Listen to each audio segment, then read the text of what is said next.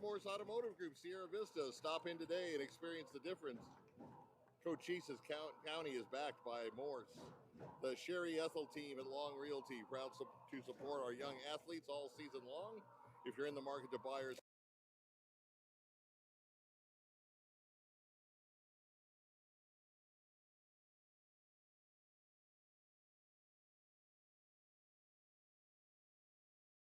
Community Hospital of Cochise County and their new physical therapy department is now open in Hereford.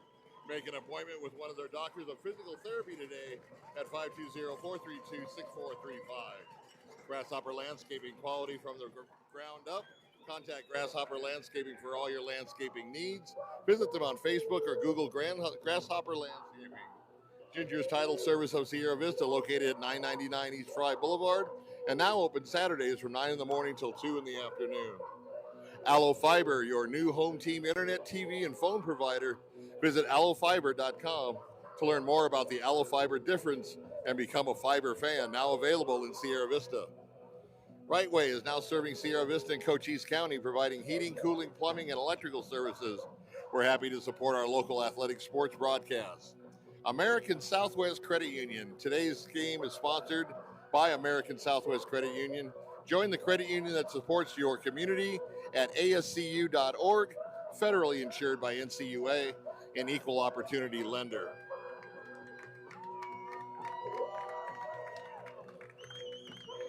Sierra Toyota wants to buy your car, truck, or SUV. Get your vehicle appraised in 30 minutes or less. No vehicle will be turned away. That's Sierra Toyota, locally owned, community driven. TWN Communications, delivering high-speed or affordable and reliable internet to digital phone service with no data caps ever. Stay connected with the freedom and performance you deserve. Eagle Plumbing. Eagle Plumbing provides expert service in Cochise County for over 50 years. Family owned and trusted for everything from leaks to major repairs. They're just one call away. Eagle Plumbing, proud supporters of local sports.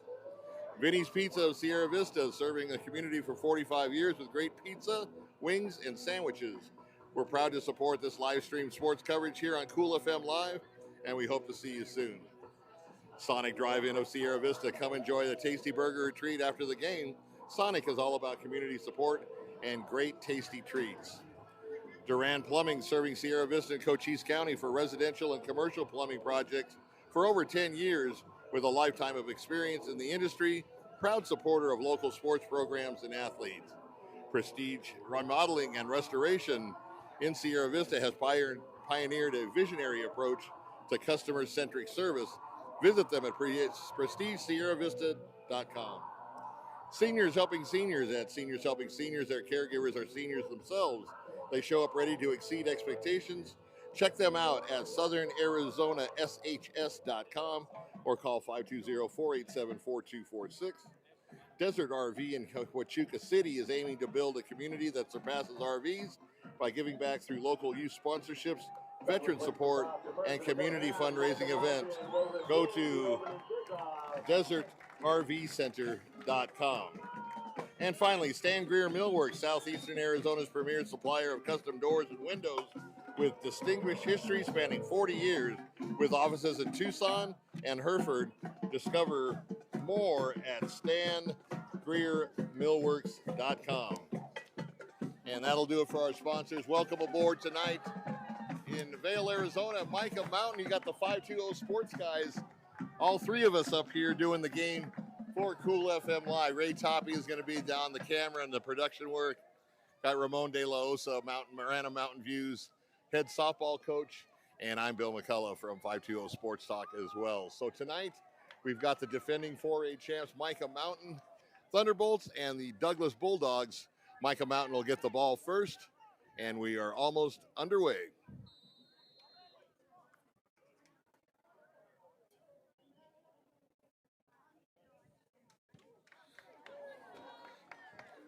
Kick fielded right at the goal line, and he's going to step backwards in there for a touchback, and the Thunderbolts will take over 1st and 10 at their own 20-yard line.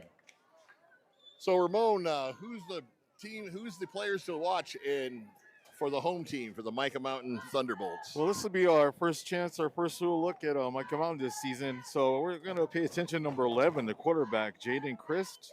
Number 13, wide receiver, Riley Carson. And we're going to look at number 3, running back, Jeremiah Anderson. All right. A couple others along the way, Bill. I'll mention them as we go. Yeah, exactly. Kind of like on Monday Night Football, huh? All right, in the shotgun, single back set with a tight end. Douglas in their 4-3 defense. Up the middle in the tackles. He's got some room to run. Spins away for one tackler and gets over the 35 to about the 36-yard line. So 11-yard run on the first play of the game. That's a first down for the Thunderbolts. That's another running back, number 26, Colin Axford. He's another one to watch, and he just showed us why, Bill. Yeah, he slithered right through that hole. It wasn't really that big of a hole, but it was well timed. He hit the hole just as it opened. Yeah, he didn't hesitate, Bill. He saw a crease, and he just exploited it. He's hard to bring down. He has a low center of gravity, 5'8", and he turns those legs. So 1st and 10 from the 36 now for the Bolts.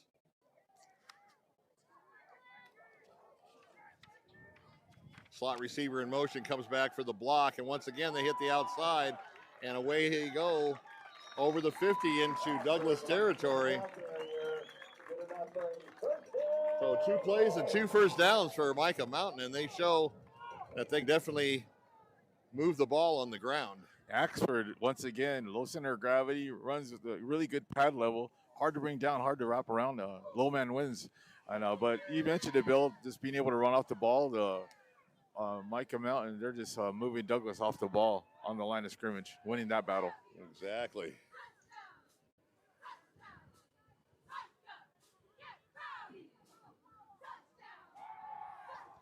Into the air for the first time in the corner. It's thrown short, had the DB turned around. He had an interception, but it goes incomplete, and that'll be 2nd and 10. And that's actually the first second down that Mike has had in the game so far.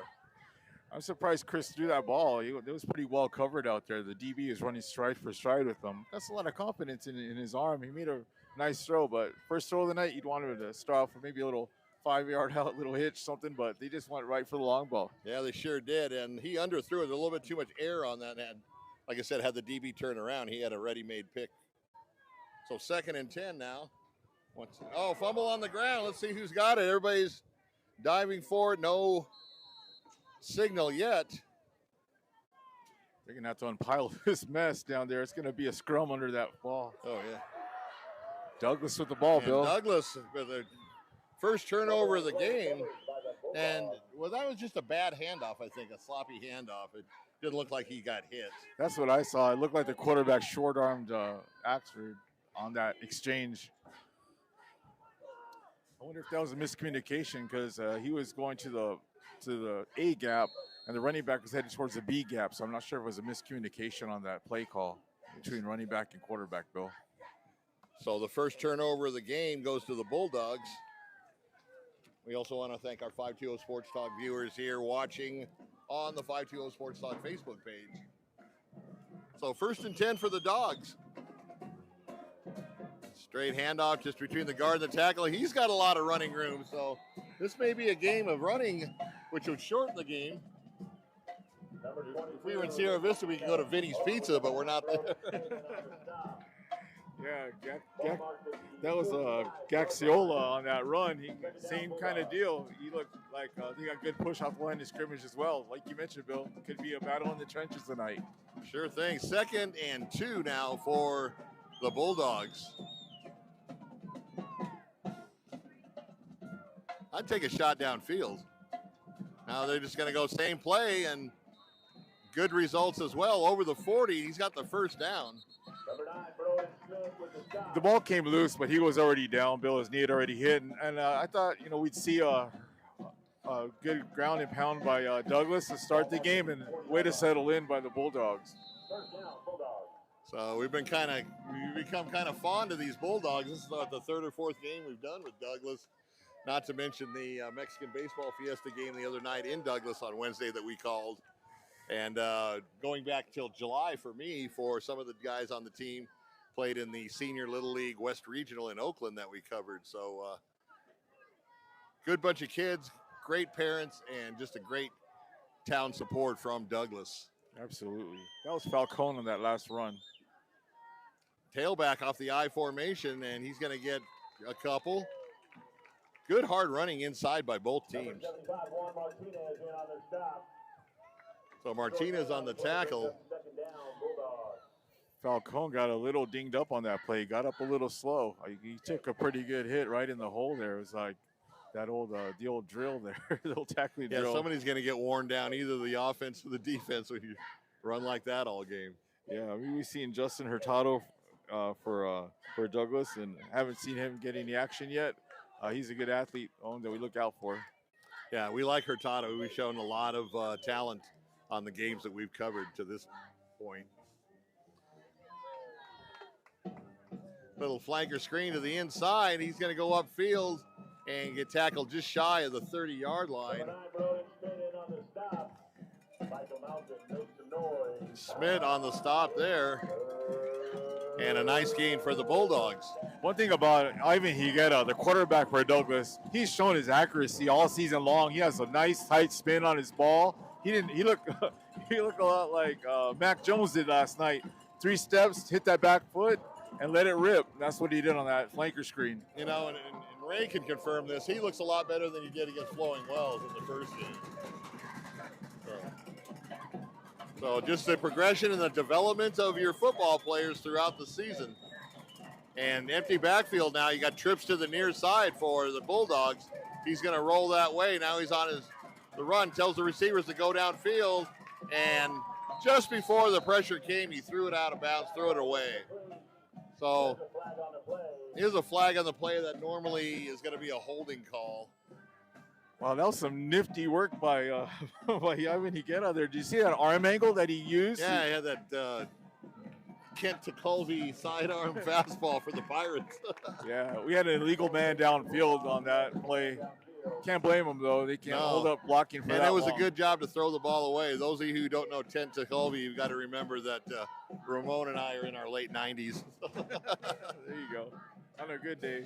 Yeah. Well, that sure changes third down here. You're thinking you got 3rd and 9 as opposed to 3rd and 4. So we'll see how they respond. But like I said, illegal man downfield. Can't really blame the offensive lineman on that one. He's scrambling. It's hard to maintain that line. Yeah, he thought he was going to tuck it under. So, yeah, an eligible man downfield was the call on the penalty. And so 3rd and 9, this is a big down for the Bulldogs if they want to keep this drive alive. They set up the screen. They let the Rifters go through, set up the screen, and threw an inside screen complete, but well short of the first down. I like what Douglas did there because they know they're going 4 downs here, so they thought they could pick up at least half of it, make 4th and manageable. So they kind of mission accomplished there. One of these games, I want to see some high school kicker boom a 50-yarder field goal. Right? So glad you could join us for our doubleheader action of football last night. 520 Sports Talk was at Sunnyside High School for the Duel of the District, they called it. And the Desert View boys took the game going away over the Blue Devils. Oh, they're calling a false start here on Douglas. It looked at first like Mica I thought it was encroachment, but he must. So back him up another 5, and now it's going to be 4th and 11. And I don't know. Beginning of the game, I think I might want to punt and see if we could pin him back. You don't make the yardage on the line to gain on this one, and you give Mica Mountain a short field. I agree with you, Bill, 100%. This early in the game, kind of pin them back, let your defense get their bearings and settle in, right? So let's see if the Thunderbolts bring the house here on pressure. Here they come from the weak side. He's going to throw the ball away, and that's going to be a turnover on downs. And yeah, like I said, this early in the game, you want to make them drive the length of the field. If they got what it takes, then, hey. But to give a Mica Mountain, especially the home team, a short field to work with, once that second 5-yard penalty came, I don't think there should have even been a question that you wanted to punt it. Yeah, if not for Higuera's athleticism there, that could have been a huge loss. It would have given them even better field position. They would have been inside Douglas territory. So as it is, the ball at the 41-yard line for the Thunderbolts in their second possession of the game. 0-0, 6:11 left in the first quarter, in case you just joined us.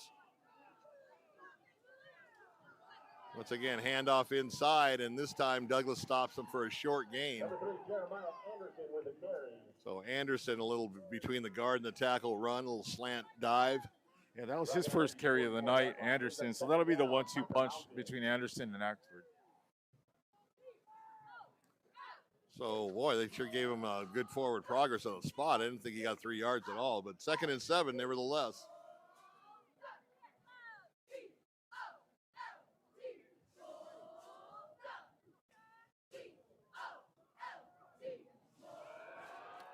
Back to pass. Now the pressure comes. He's going to tuck it under and try to hit upfield a little bit. Still dancing on his feet.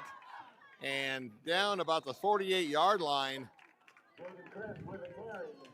Chris with some nifty moves with his feet, but he was moving sideways, not forward. So, like you like to say, Bill, with a little jitterbug up the middle. That's right.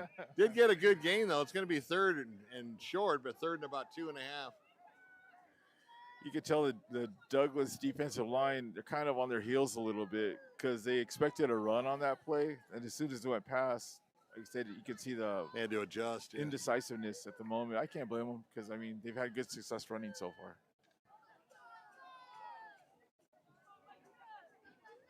So tight formation with a tight end this time. Just a straight ahead blast is going to get the first down around the 37-yard line.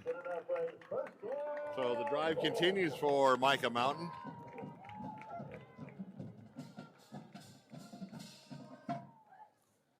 Once again, we want to thank SSVEC for bringing this broadcast down to your living room tonight. And beautiful night here in Vail, Arizona. Not as cool as it was in Douglas the other night, but definitely not hot. And although it was 100 degrees here in the Tucson area today, which we don't like. Not in October. Now he's off tackle. He's going to hit the outside. Nice tripped up play on the defense by 28. On that last carry that for that first down was fullback number 6, Ben Weinzinger. He's on the bench right now, Bill, getting treatment. He came out limping, so that's going to be something to look out for. That's going to affect the running game. It didn't on that play, but we'll see how it does long-term as the night goes if he can't return. That was a nice shoestring catch, tackle by number 28 of the Bulldogs. Otherwise, he still might be running. So 2nd and 6 after a 4-yard gain. That was Andres Hoyos on that tackle for Douglas, 26. And once again, same play, and he's hitting the outside and lowers his head and runs over the first would-be tackler and inside the 25-yard line. There is a hanky on the field.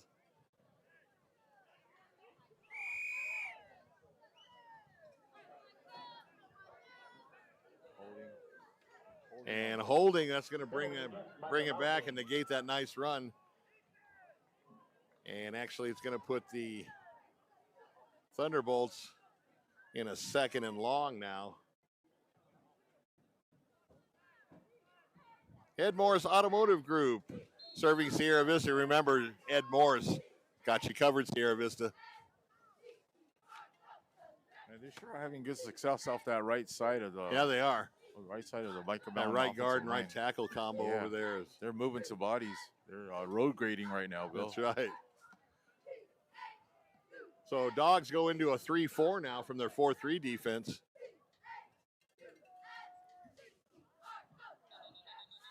And whistles blow prior to the snap. And that's going to be a delay of game. And back them up another 5. Thunderbolts not doing themselves any favors here. That's hard off of a penalty that's basically timed out at the moment to get a delay of game there. That's especially when you got 2 play clocks in the end zone. I mean, most high schools don't have that. To have that be there for you, there's no way you should get a delay of game. 2nd and manageable is a 2nd and 9.5.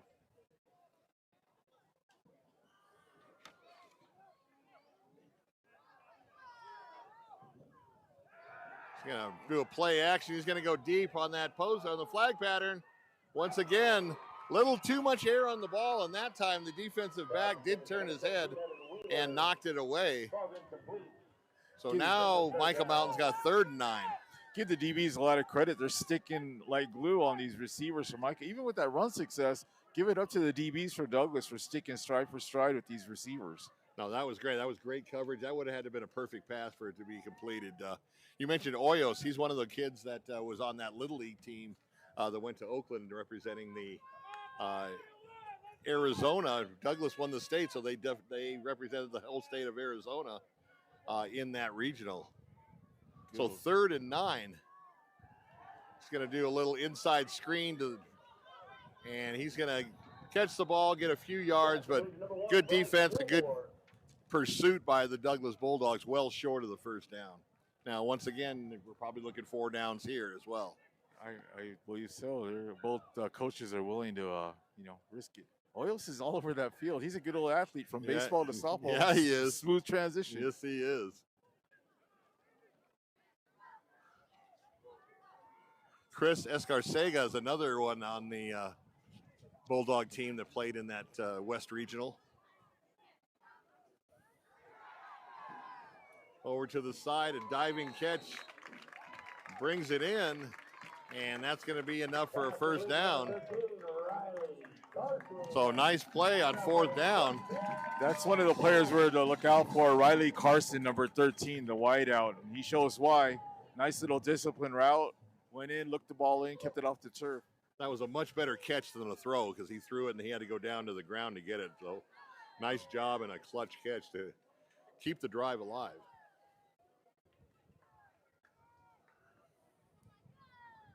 Once again on the ground, off tackle on the right side where they've been having their bread and butter runs and all the way down near the 25-yard line.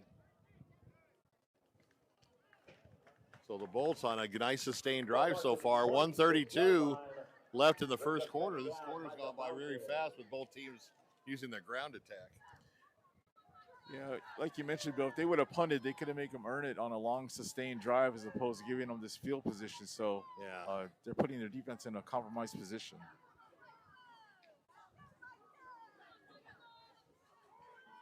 Kind of a broken play, and the quarterback wisely takes it upfield himself. He turned to hand the ball off. The running back went to the wrong side, but he had the wherewithal to pick up a good gain and get a first down as well. So first down at the 21-yard line now for the Thunderbolts.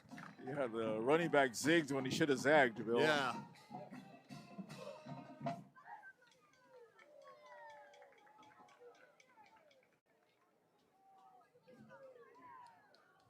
You just joined us. We're almost to the end of the first quarter. There is no score, although Mica Mountain is on the move. And spinning and twisting, and he's finally brought down by a host of Bulldogs. But they could have probably had him at the line of scrimmage. This seems to be Anderson's drive. He started off with Axford 26 in that first drive, and he had good success. But it seems like the feature back on this drive is definitely gonna be Anderson. Right. So this is a new quarterback for Mica Mountain this year from last year, right? Yeah. So he's got 5 games under his belt. Yeah, no pressure.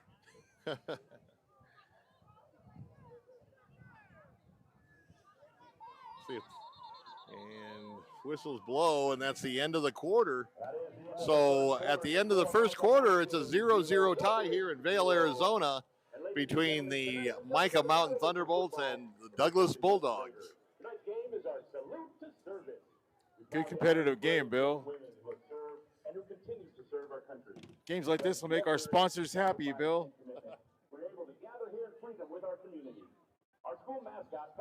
And speaking of sponsors, SSVEC, our presenting sports sponsor, powering our live stream youth sports coverage all year long. SSVEC serving our community. At MORSE Automotive Group's of Sierra Vista. Stop by today and experience the difference. Cochise County is now backed by MORSE. The Sherry Ethel team and Long Realty proud to support our young athletes all season long.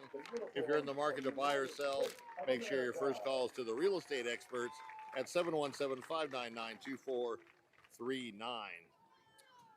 Barnett's Towing and Barnett's Propane, serving our community since 1963. Copper Queen Community Hospital of Cochise County. Their new physical therapy department is now open in Hereford. Make an appointment with one of their doctors of physical therapy today at 520-432-6435. And Grasshopper Landscaping, quality from the ground up. Contact Grasshopper Landscaping for all your landscaping needs. Visit them on Facebook or Google them at Grasshopper Landscaping. So back to live action, getting ready for the first play of the second quarter here. Mica Mountain's got a 2nd and 4 at the 15-yard line. He's going to try to go up top and knocked away at the last second by a good defensive play by Douglas. Carson was the intended receiver. Yeah, really good coverage once again, Bill. He looked open for a little bit, but he had good closing speed out there to deflect that almost. I think it's those baseball guys, you know, you're going after those fly balls, those line drives in the gap. Yeah, they can read those. Yeah. Good bunch of kids in Douglas, and we're really, really happy to highlight them this year as they've been the team that we've hit the most as far as our coverage. So up the middle, and still on his feet. I don't know how he squirted through there into the end zone for a touchdown. Thunderbolts. Anderson with some nifty footwork. He runs with high knees, and they're missing tackles. I'll tell you, that kind of reminded me of the old Arizona running back, Trunk Candidate. He would go into a pile and then just pop out the other end, and you didn't know how he went through there. But nevertheless, he kept those legs churning like they teach you in summer ball, and got into the end zone, and the Bolts take a 6-0 lead pending this point after. It's like the old tire drills. Kick is up and good, so it only took him one play into the second quarter to get on the board with 11:46 left to go till halftime. The Thunderbolts up 7-0 over the Douglas Bulldogs. You know, Bill, coming into this game, I was looking to see the improvement from earlier this season with Douglas when they played early in that Pitt game, and they definitely have improved with their discipline and really being penalty-free. Oh, they're doing a great job. Ginger's Title Service of Sierra Vista, located at 999 East Fry Boulevard, now open Saturdays, 9 a.m. to 2 p.m.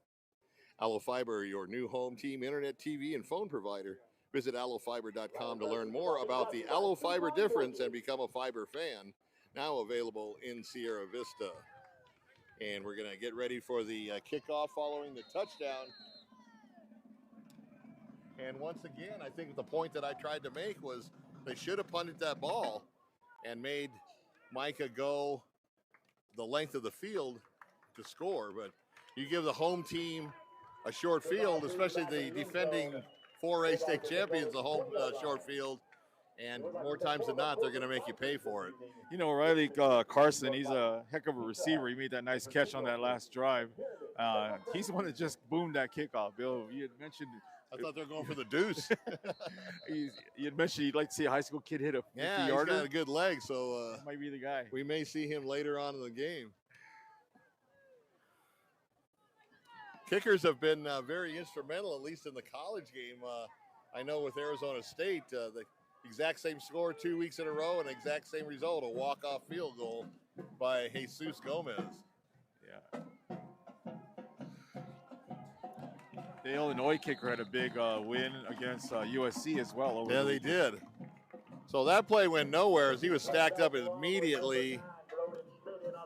And they're going to just give it to the line of scrimmage. I think that was a little generous, but nevertheless, 2nd and 10 now.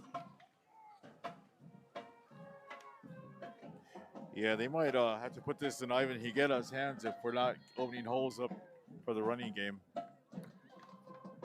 So Douglas needs to show something here and not take a 3 and out. 2nd and 10 now. Little option play, and they were waiting all over for it. He probably should have tucked it under and kept it himself. That's a big loss on the play back to about the 15-yard line. So it's going to be 3rd and 15 now for the Bulldogs.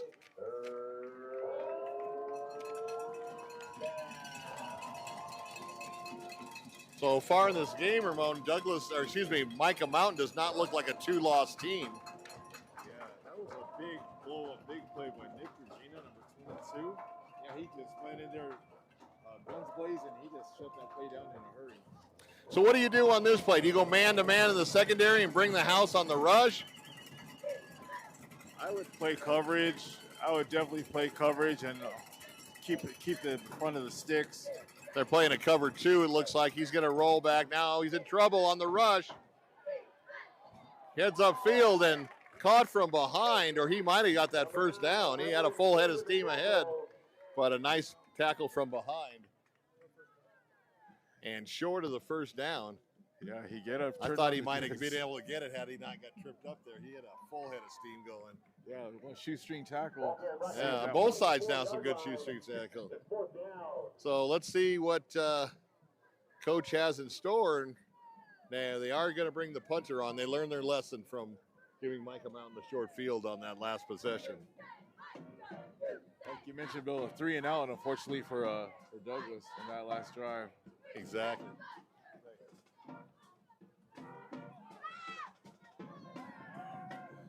Punt takes a big Douglas bounce, still rolling, and all the way down to the 25-yard line of Mica Mountain. That was a boomer punt. They got a lot on the roll, but it ends up being about a 50-yard punt, Bill.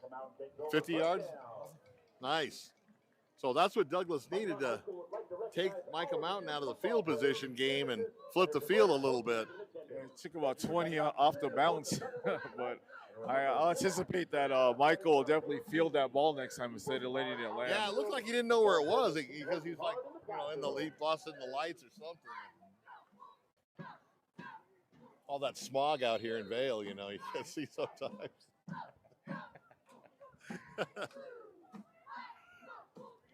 It's a big early defensive stand for Douglas here. Very much so. 1st and 10 from the 24. He's going to go up top and a little out route thrown behind the intended receiver. Pass intended for number 32, Corbin Green. So Green was open if you let him with the pass, but still pretty good coverage by the Bulldogs. Yeah, Green, he did a really nice job on that route, but like you mentioned, Bill, just a misfire on the throw by Chris. So Mica now with a 2nd and 10. And don't be surprised if they do that right side off tackle run play that they've been using. And run play, but off the left side. So Ashford with the carry, short yards, probably got 3 yards. Got a really good one-two wow, punch boy, these spots that these refs are giving are crazy. Wow. There's no way he got 5 yards on that play. Yeah, a little home field advantage, a little home cooking. Yeah. Right. I'm not usually critical of the refs, but come on. Yeah.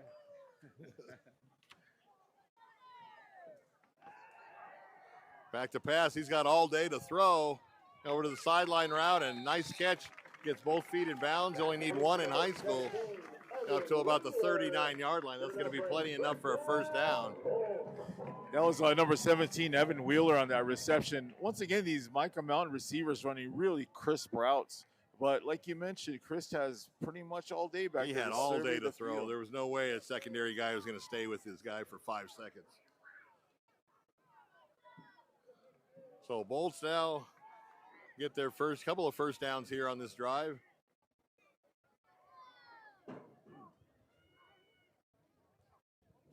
$17 on a jet sweep to the far side. He's going to try to get the edge. And is hit out of bounds after about a 3-yard gain.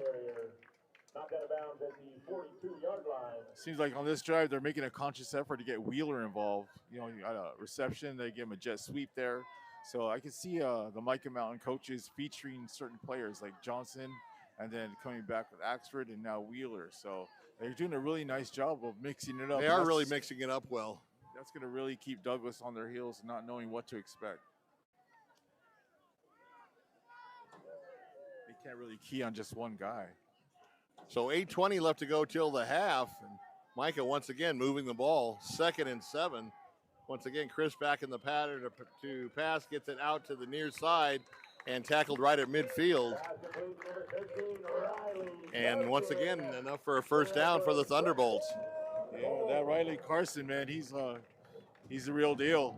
He's doing a really nice job tonight getting open, but it seems like Chris is getting more and more time and more comfortable back there. He was saying, or like you said, putting air under the ball earlier, and now they've shortened the routes, and he's spinning the ball nice and tight. So it looks like he settled in really nicely. Yeah, Douglas is wary of that long pass, even though they've had good coverage, and Chris is just hitting the underneath receivers and taking what Douglas has given him.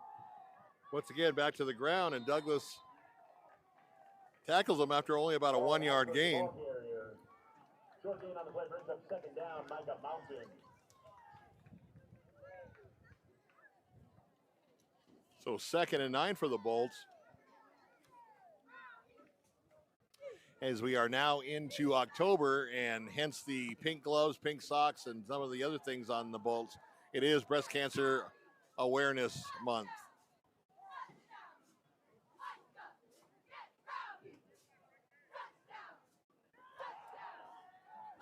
Little inside out handoff. He's still on his feet. Boy, he is hard to bring down. Somebody's got him by the leg, and he's still trying to squirm loose. And the pursuit finally catches up to him. But just shy, I believe. Are they going to give him the first down? Okay. Just crossed the 40. Yeah, they're at the point where they're going to have to stop them for 4 downs, because the way their defense had that last series against Douglas, they're going to have a lot of confidence to just keep rolling here. Yeah, their ground game, they had gone away from it for a little while, but also was successful on the passing. So 1st and 10 for the Bolts. Still got the ball. Now the coverage starting to break down as he scrambles to the far side. That's going to be a hold on Mica Mountain. The ball is caught near the 20, but that one's coming back. Yeah, that was on the left tackle there. He hooked underneath the shoulder pad of the defensive end, and like you mentioned, pretty easy to see there. Real easy. So that'll back up Mica 10 yards and put the ball, I believe, right at midfield. It'll be 2nd and 20, or 1st and 20. Yeah, something Chris will definitely have to work on as he moves forward, being the starting quarterback here, is the timing. You know, he's waiting for guys to open before he's pulling the trigger. Like on those type of plays, like trust what he sees and let it rip. You know, rely on timing and not waiting for a receiver to get open. You got to throw him open sometimes. You got to throw like before he makes his cut. But yeah, he's not real confident in that, and I don't know if it's partly on him regardless, but I don't know if that has to do with a lot with the new receivers he's working with as well. So 1st and 20 now from midfield. Once again, he's going to hit over the middle, and he was wide open, but just in and out of the hands. I think he heard footsteps on that one. On that throw, he almost got his tight end killed. You don't want to throw high over the middle like that, because that safety was just sitting there waiting for him. You go over the middle, you know you're going to get corked. Yeah, you got to put it low and down where he can protect himself after he catches that ball, because his ribs, everything was exposed there. Right.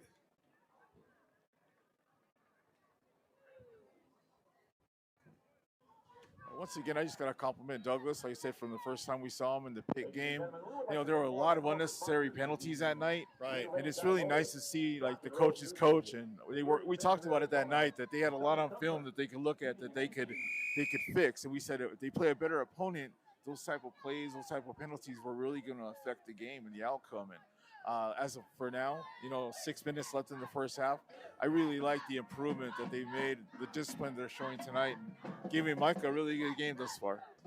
Yeah, and for the viewers, bear in mind, Douglas is 3-1, but they're missing a game. They remember last Friday they were rained out against Rincon University at home. So, and that was almost a for sure win. Rincon just is not a football school, but 3-1, probably could have been 4-1. But this is a good test for them tonight as they trail by a touchdown coming up on the halfway point of the second quarter. This is a chance for the defensive line for Douglas to kind of pin your ears back, because you know there's a good chance they're going to throw here. So yeah, you got to put some pressure on them. Once again, and he had a sure pick for sure and just dropped the ball. He was looking upfield. Number 7 Oh, that was Could have had 6 on that one. That was Boy, 6 that would have points the changed other the way. game. All he had was green grass in front. That's right. Or green fake grass. He in front looked of up him. before the ball hit him right in the hands. That's So- why you play defense, right? That's why you're a corner and not a wide receiver. Oh, man. So 3rd and 20 now. And don't count these bolts out. They had 3rd and long, was a 3rd and 15 last time and converted. So trips to the far side now. And the inside screen on the flanker, he's going to hit it going all the way across the field, still on his feet. And what did I tell you? First down.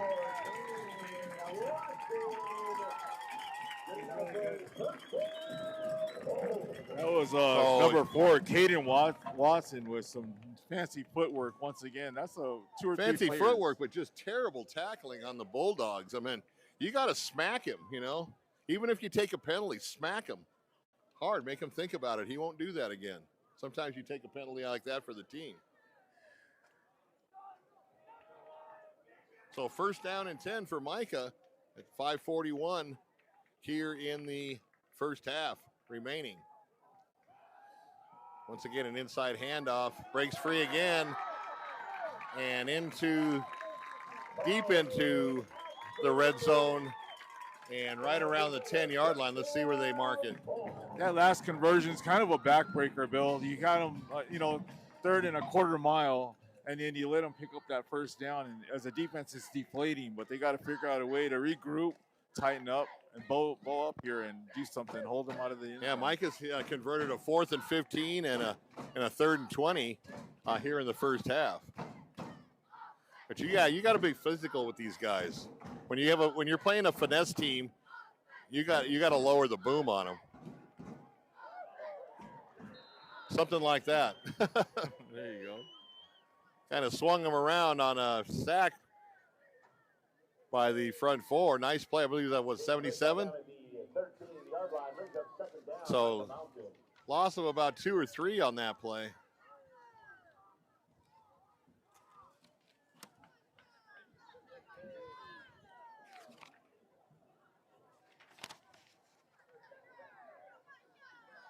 So clock running at 4.5 minutes. Mica up 7-0, trying to get some more here on the board. Once again, plenty of time to throw for Chris. Now this breaks down, and he takes off and is tackled near the 5-yard line on the far side of the field. And that last tackle that you mentioned, it was number 77, Armando Davila. That was a really good job. We kind of set him up for a good little stand here. So Chris is getting way too much time to throw. If you're the Bulldogs coaches, they've got to put some type of pressure on him. You may want to bring that middle linebacker up on a delayed blitz just to get some pressure, because he can pick apart that secondary when he's got that much time.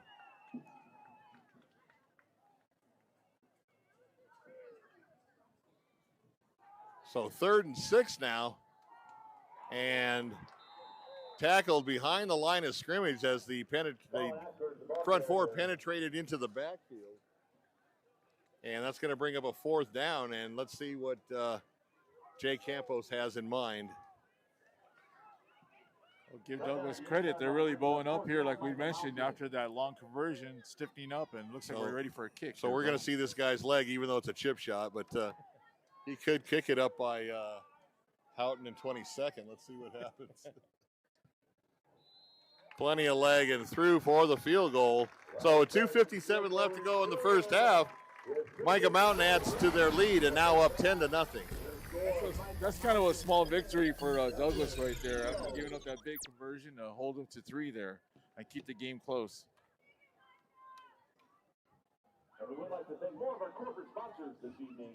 Swing Associates, Tucson Adventures. Right Way is now serving Sierra Vista and Cochise County, providing heating, cooling, plumbing, and electrical services. We are happy to support our local athletic sports broadcast. American Southwest Credit Union. Today's game is sponsored by American Southwest Credit Union. Join the credit union that supports your community at ascu.org.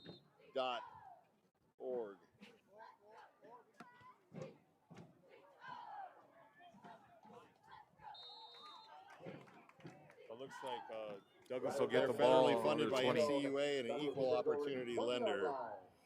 Sierra Toyota wants to buy your car, truck, or SUV. Get your vehicle appraised in 30 seconds or less. No vehicle is turned away. Sierra Toyota, locally owned, community driven. TWN Communications, delivering high-speed, affordable, and reliable internet to digital phone service with no data caps ever. Stay connected with the freedom and performance you deserve. So we kind of missed the the run back on the kickoff, or was it a touchback? Is it a touchback? Okay. Yeah, that kick can move. Got to get those sponsors in, you know. Yeah, absolutely. So 1st and 10 for the Dogs at the 20-yard line. They got just under 3 minutes to go to try to put some points on the board.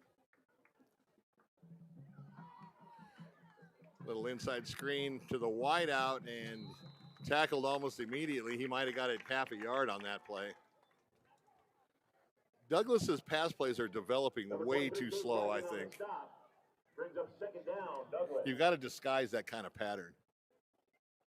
It's weird because to start off the game, they had a lot of success running the ball, and they kind of just went away from it. Right. They got stuffed a couple times, but it can't be one-dimensional. This scoring 10-0. And that's not a pass play that's going to get you a lot of yardage anyways. I mean, you got 2.5 minutes left to go. You got to go 80 yards.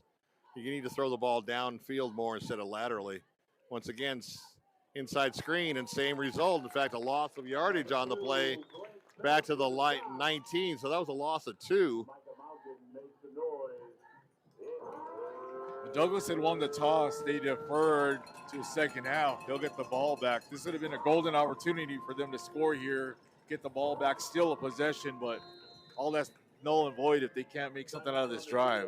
Just like in last night's game, Desert View at Sunnyside. Desert View stole some points right before the halftime, and they got the ball first, but they prevented Sunnyside from coming into the beginning of the second half only down by 1 score. They put them down by 2 scores, so even if Sunnyside would have scored on that opening drive in the third quarter, Desert View would have still maintained the lead. As it was, Sunnyside did not score until their second touchdown until very late in the game when the reserves were in on a 35-14 drubbing last night at the hands of the Desert View Jaguars in the duel of the district. Brought to you by 520 Sports Talk last night. We are Cool FM live tonight. And want to thank all of our viewers in Cochise County, Pima County, Santa Cruz County in the 520 area code. This is a big down right here. We always say it, big third down, but this is a big third down. If they can convert here, keep this drive moving, at least kill the clock and not give Mica a chance to score. I mean, worst case scenario, take the time off the clock, even if you don't score. Limit the opportunities. Don't give up cheap points. So 3rd and 11 now for Douglas.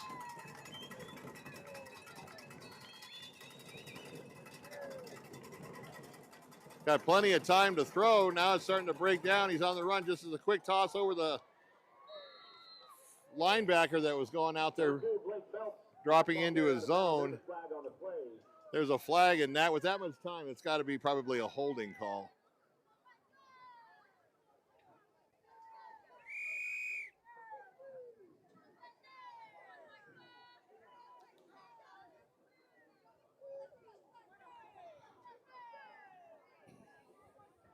So actually they're walking backwards if you're the Thunderbolts, and the penalty is going to be on them. That's a big penalty. Let's see if that was an unsportsmanlike or something like that. That was a 15-yard penalty. After the penalty ball, he marked it They're roughing the passer.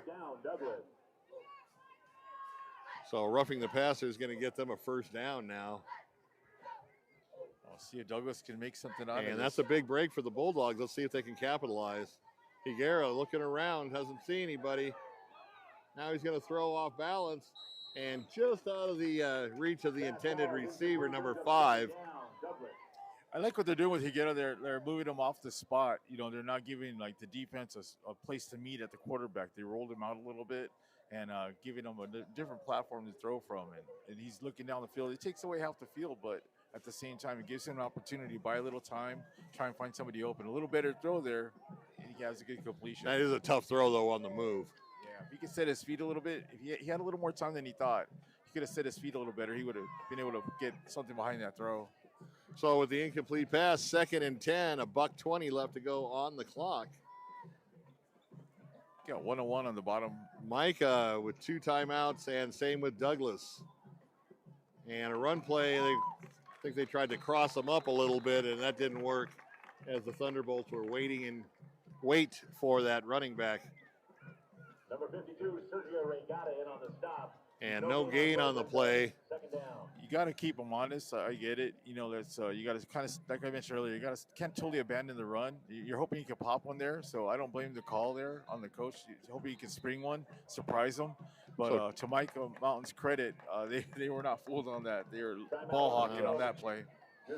Not at all, and that's going to force a Douglas timeout. They want to make sure that everybody's on the same page. They want to make sure that they can get a positive play out of this. Speaking of being on the same page, how about we get on the same page with those sponsors, Bill? That's right.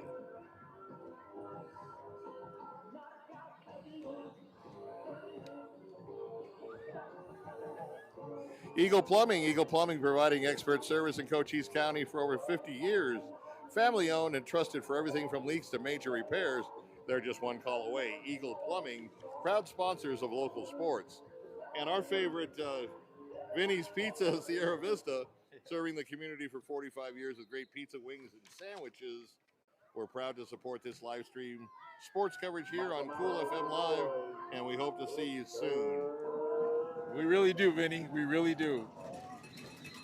One of these days, we're going to get out in time to go to Vinny's. So a big 3rd down here for the Bulldogs. Play action pass. He's going to go across the middle. It dropped at the 35, but that's going to be plenty for a 1st down by about a yard. That was a great route, great throw with that 2 deep shell. They found the open spot in the zone, and he hit his target. No huddle offense, clock running. And does not get out of bounds. That's huge. They're going to have to call a timeout. And clock stopped with 31.8 seconds. You weren't with Ray and I at the Benson games. They had a scoreboard with hundredths of a second. They probably use it for their track meets, but yeah, it was kind of like 31.62 seconds left. It's the first time we'd seen something like that at a high school football field. It was like, that's good home field advantage. You're like, no, there's a 0.2 left on the clock. We still got one more play. You don't have to catch and shoot. Yeah. That's right. So another timeout for the Bulldogs. That was a completed pass, but he failed to get out of bounds, forcing the timeout. We're going to see if maybe Mica plays outside leverage here to guard the sideline. Let him complete something, but keep it in the field of play, or they're going to burn clock, because with 31 seconds left, if they ended up getting caught in bounds, they'll be lucky to get maybe 1, maybe 2 plays off if they work it right. And that was their last time out as well. So if you're going to work the middle of the field, it better be deep down the field, and you got to hustle back up to the line. Otherwise, you're going to be using the sidelines. Trips to the far side now for the Bulldogs with an extra tight end in to block. Here comes the Mica pressure. Higuera caught and on beautiful catch right over the head of the defensive back. I don't know if he timed his jump wrong but nice catch, nice concentration. And that's all going to come back on a holding call. Boy, that was a beautiful play, and all for naught as the Bulldogs get called for the holding penalty. And now 23.9 seconds left to go. That was pretty easy to call, Bill. The offensive line held up at first, and then at the last minute, it was a last-ditch effort to protect his quarterback. It is what it is. Unfortunately, like for Douglas, it gets called back on a big gainer there. That was a nice catch by number 7, too. And that's going to put the ball back into Douglas territory at the 46-yard line. Yeah, that was Davian Fimbres over there, number 7 for Douglas. He's got some good hands. We've seen him on display this season, and that's a go-to guy right there. So they got time for maybe 3 more plays, 4 at the most. They've got to go downfield. Trips to the far side, nobody to the near side. They're going to all flood the zone on the far side of the field. Higuera running for his life, throws the ball on a comeback route and just out of the reach of the intended receiver, I believe. And it might have been number 7 again. Douglas is flooding the zone to the left side of the formation, which is a right-handed quarterback. You're making him throw against the grain. He's throwing against his body. He's running for his life, and he's throwing against his body. It's not a high probability. Not a good combination. So 15.8 seconds left to go. They got time for a couple of plays, and they're still in their own territory at the 46-yard line.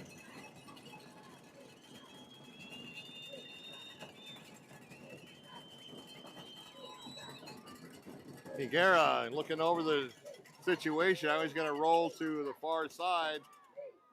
Nice strong arm and intercepted by Mica going the other way. He's going to take it all the way for a pick-6 touchdown.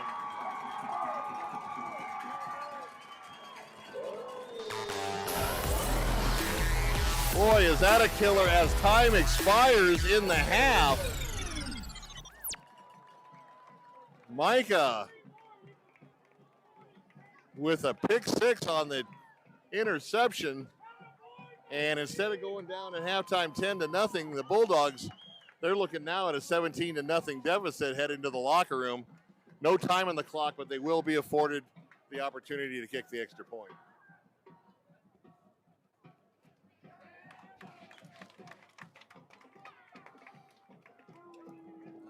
That was a strong pass. I mean, he showed his arm strength on that one, but boy, I'll tell you, that was really good makeup speed.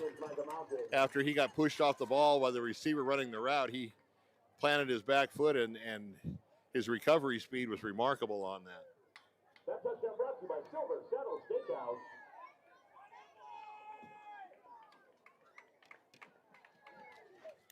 And flag on the play. Bear in mind, this is the extra point. And the ball's going to be placed at the 18-yard line now. That was a 15-yard penalty. So he's going to kick from the 25, make it a 35-yard extra point, and just barely clears the crossbar. No good. Oh, it looked like. So with that penalty, that took him out of an extra point conversion. And so at the end of the first half, the Thunderbolts up 16-0. Kind of a Pyrrhic win for Douglas on that they stopped the extra point. Let's see if they can take a little bit of that into the locker room and make some halftime adjustments. And I was just about to speak on it, Bill, prior to that interception. I was like, well, it's mission accomplished because they held the ball for that last 2 minutes. They didn't let Mica get on the board, and then disaster strikes. That's like worst case scenario for Douglas at that point. Giving up a pick-6 in that situation. Those are points that are hard to overcome. Still a 2-possession game with the 2-point conversion, but they didn't do themselves any favor on that one. And good heads-up secondary play by the Thunderbolts. Yeah, really good speed too, shown there by Carson, man. Once he hit that sideline, he was smoking. He was gone. So I know that we're going to go to the cool zone. Not right now. We're going to do our quick halftime analysis, but get ready for Jeff Davenport in the cool zone momentarily. We'll let you know at the studio, guys. So Ramon, looking at that first half, the things that stuck out to me were good defensive play by Douglas, putting Mica Mountain in some really long situations on 3rd down, 4th down, and to have Mica come back and convert a 3rd and 15 or 4th and 15 and a 3rd and 20. That's a backbreaker. Absolutely. You know, Mica Mountain, like you said, the tackling at times, especially in those situations, has to be short tackling. Don't try to play hero ball. Don't try and go for the big hit there. Like, slow them up at least. Wait for the cavalry to arrive. Just make sure you get the tackle on the first try, because there was too many missed tackles, too many broken tackles that led to those big gainers and those back-breaking moments. Yeah, the Mica ball carrier is definitely keeping the legs moving, but also those spin moves really kept Douglas from, like you said, putting the big hit on him. And the one thing about finesse teams, if you hit them hard, you've accomplished your goal because they won't try the same stuff again. Yeah, one thing I noticed from Mica Mountain is the ball distribution. They have a lot of different players making plays, so it's really hard to defend that when a team can really spread the ball around. And you can't just key on one guy because you got Johnson, Axford, and it's more than just one player. You're like, oh, we got to stop that guy. We got to stop this guy. When it's basically it's a big wave of offense coming at you, and you're on your heels. You're trying to figure out, are they going to run? Are they going to pass? And pretty much, and then their quarterback was able to get a lot of time and survey the field. So Douglas, like, to be down 16-0, they're fortunate. And unfortunately, that pick six was a real backbreaker there. It really was. And, if you look at this Mica team coming into this year, brand new coach, although Jay Campos has a lot of coaching experience, has not coached for a long time. And I myself kind of questioned it. It's like, is this going to be a Herm Edwards ASU type thing where, the game has passed you by? But Jay's done a good job here. Their record really doesn't deflect it at 3-2. Once again, I don't know how they lost to Sunnyside. I wasn't at that game, but watching Sunnyside last night and watching Mica tonight, that just kind of baffles me that they did lose to them. But they did play a good first half, moved the ball. Like I said, great conversions on third and fourth on long to keep drives alive, and basically, like you said, to put the Douglas Bulldog defense on their heels. If you're Douglas, Ramon mentioned you had good success running the ball and then all of a sudden went away from it. We know Higuera's a good quarterback, but if you're going to have get good yardage and good production on that run, you may want to go back to that.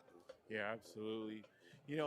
I've harped on it this whole first half. Like I said, I'm really impressed. Like I said, overall, I think Douglas is getting the most out of their talent right now. I think they're being coached really well. I think they came in with a good game plan tonight, and I think they're playing to the best of their ability. And like I said, credit to the Douglas coaches for really working with them and keeping that discipline. I know, like, we're missing tackles, but overall, like, compared to what we saw in that first game, even though they won one-sided, there was still a lot of things that they had to clean up. And like I said, to their credit, it looks like they cleaned up a lot. For this game to be this competitive at this point, it's a big credit to them and their coaches.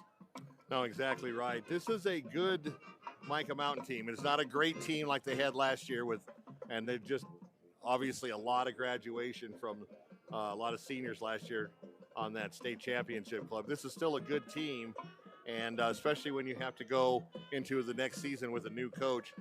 Pat Nugent, a legend, obviously he's on the Mount Rushmore of Tucson coaches, in my opinion, and just a great guy, great friend, very good supporter of my company, 520 Sports Talk, and I'm sure he is definitely enjoying his retirement. And if you're watching the game, Pat, congratulations on all your success, and hope to see you soon. So, what do you I'm interested to see how Douglas responds after that, to come out in the second half. If they're going to come out inspired or deflated. This is where the coaches get paid the big bucks, is to send a message at halftime to their players, to pick them up off the canvas and have them fight for another day. It's not how often you get hit, it's how often you get up. That's true. I want to see how Douglas responds, what kind of team character we have. Like, I like what I've seen so far in the first half, and I'm really looking forward to seeing how they come out, especially receiving the ball in the second half on offense, and see if they can establish that run again and come back after that big turnover. Yeah, if you're Douglas, you've got to stop that run. You got to stop the spinning and the leg turn. You got to stop the run and put them into passing situations every time, almost. So that's a big task to overcome. We'll see what happens. And so about 10 minutes left to go till the second half kickoff. And we're going to head over to Jeff Davenport and the Cool Zone. Take it away, guys. Having a team out there at Ajo on the no, that's not next week. That's 2 weeks from now. So they got a week off, actually. They got a dark week. And then they'll be back on the 17th to play again 2 weeks from tonight, I should say. But again, 8 games in progress. Looking at the score updates. Oh no, Mica Mountain going up a little bit more against the Bulldogs. Currently 16-0. I'm not sure if they went for an extra point or if they're going for a 2-point conversion. If we want to tune into that, we can take some live looks. We got these scores that just continue to increase. Tombstone up 36-6. Amazing to see the Tombstone Yellow Jackets. I bet that whole area is going absolutely crazy. We're going to be able to hear Tombstone. We're going to hear the cheers from Tombstone, of course, through the magic of our teams being there. I think we could hear it from right here in the AZ Prep Academy office of Coach Dennis Baker. But I've got some green. Let's see some highlights. Where are we going to, Dan the Man? We're going to Mica Mountain here, where Douglas is facing Mica Mountain. That's Douglas on offense. This was in the first quarter. Ivan Higuera, and he goes down, but no, he completed the pass. How did he complete that? Can we see that one more time, Dan? I'm sorry. I looked down to see Isaac's stats and info. Let's look at that one more time. It is not, but that's okay.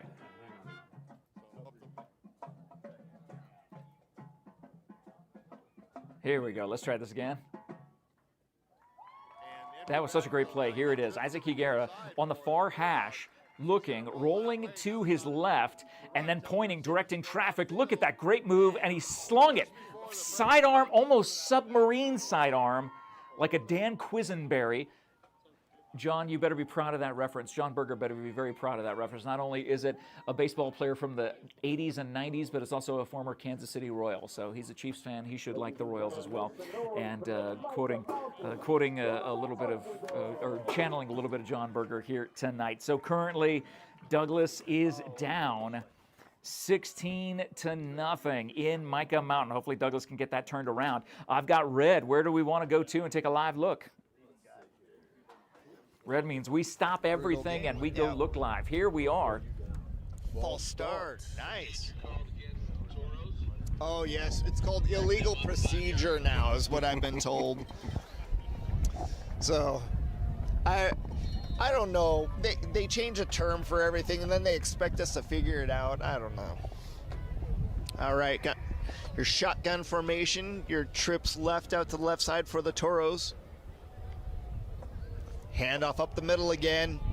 Number 15 with a beautiful solo tackle. Nice tackle in the middle of the defense there.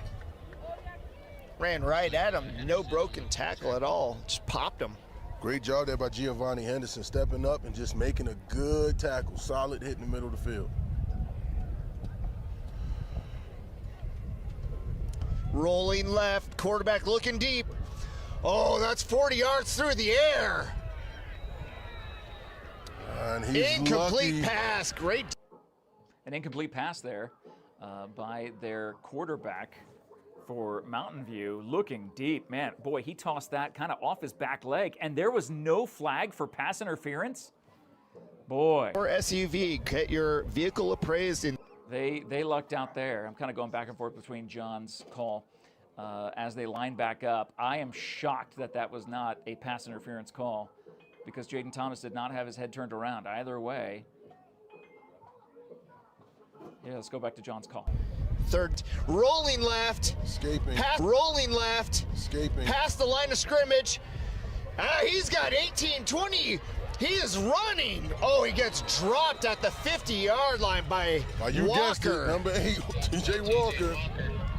Well, TJ Walker made the tackle there, but boy, that was a fantastic run by the Toros quarterback.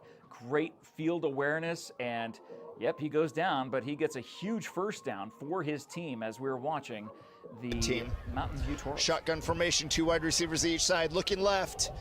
Out to the short pass. Oh, he breaks a tackle. No, he stepped out. Good Lord. God, referee's got to make a call before that guy gets the end zone. Come on. Listen to John talking about the refs. Oh, my goodness. John Berger, you do such a good job at this, man. That's a big first down for the Mesa Mountain View Toros. Let's go back. They're on the move. One shotgun formation, trips right.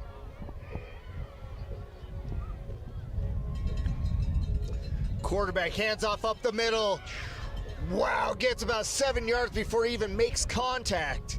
But taken down at about the 22-yard line by chunk yards. That is what's happening for Mountain View. Now again, it says Tucson High Badgers on the Chiron. It is not the Badgers. It is Mountain View out of Mesa. They line up again. Hurry up offense. Yeah. 3 wide receivers to the right side, throwing to the left side for a short Short little bubble pass. Yep, short gain on the left side. By the way, you're in the cool zone. I'm hanging out here watching this game along with you as we're kind of getting updates here and listening to what John says. Looks like second and short. Four wide receivers set, shotgun formation, throws the short pass to the outside, bounces off of two players, gets down to about the 5-yard line.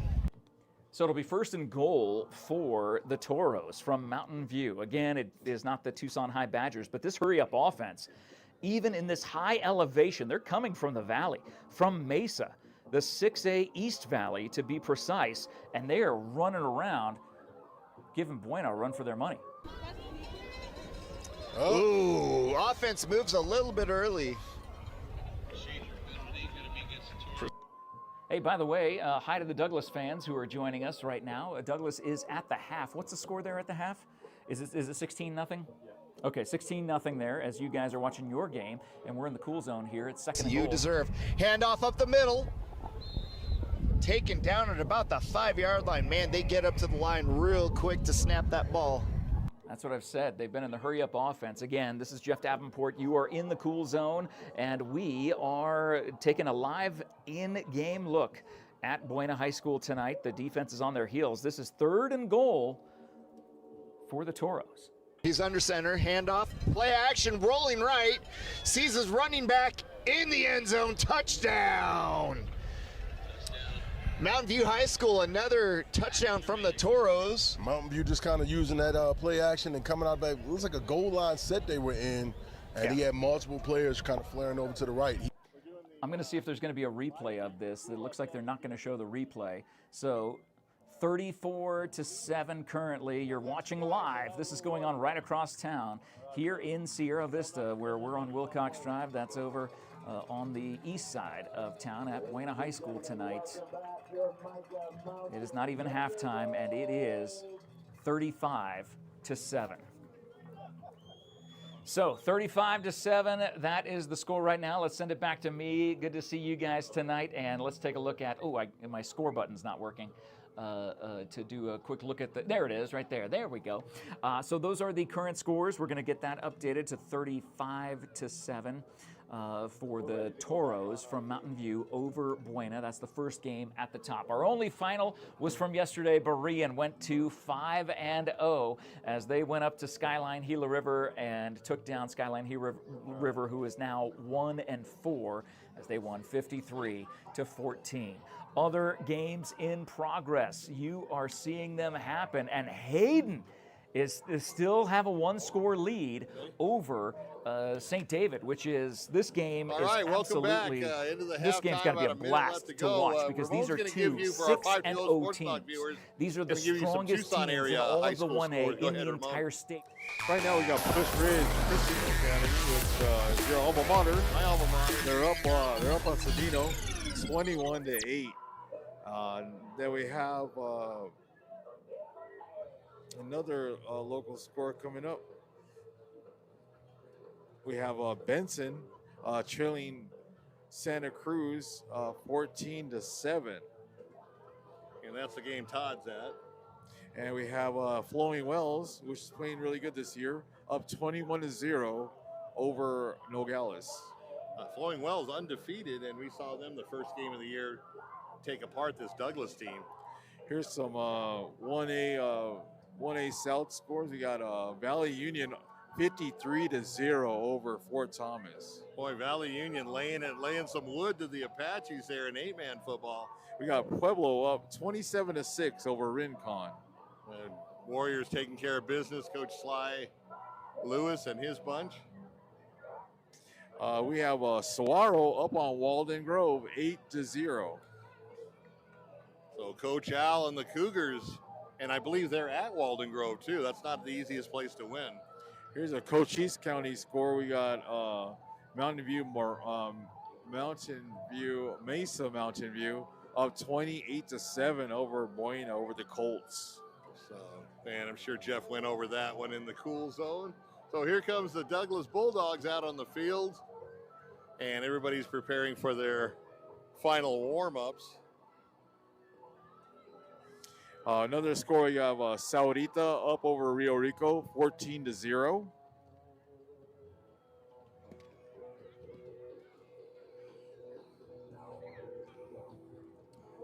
Okay, American Southwest Credit Union. Today's game sponsored by American Southwest Credit Union. Join the credit union that supports your community at ascu.org, federally insured by NCUA and an equal opportunity lender. Sierra Toyota wants to buy your car, truck, or SUV. Get your vehicle appraised in 30 seconds or less, 30 minutes or less, sorry. That would be a quick appraisal.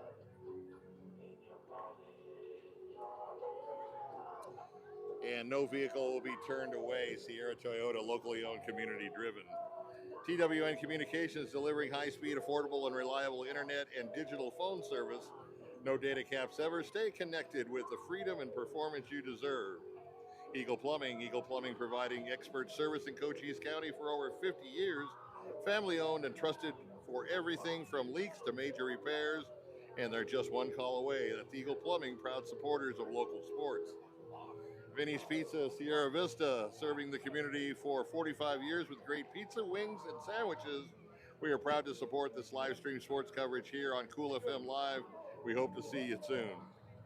Sonic Drive-In of Sierra Vista, come enjoy our tasty burger or treat after the game. Sonic is all about community support and great tasty treats.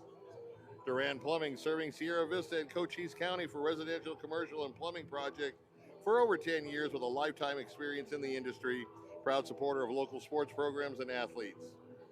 Prestige Remodeling and Restoration LLC, Sierra Vista has pioneered a visionary approach of customer-centric service. Visit them at prestigesierravista.com.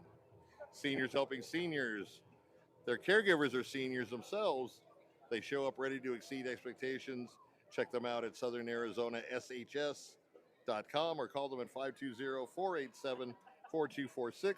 Desert RV in Pachuca City, aiming to build the community that surpasses RVs by giving back through local youth sports sponsorships, veteran support, community fundraising events.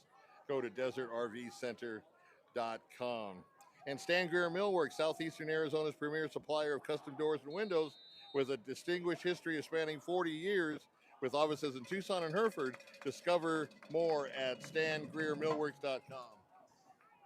And the kickoff to open up the second half goes through the back of the end zone, and that'll be a touchback. And the Bulldogs will get the ball first down, 16-0.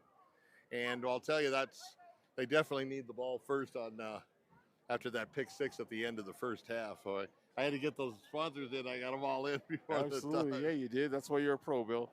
One more quick score before we get started. Close to my heart, Miranda Mountain View is down 10-3 to Maricopa.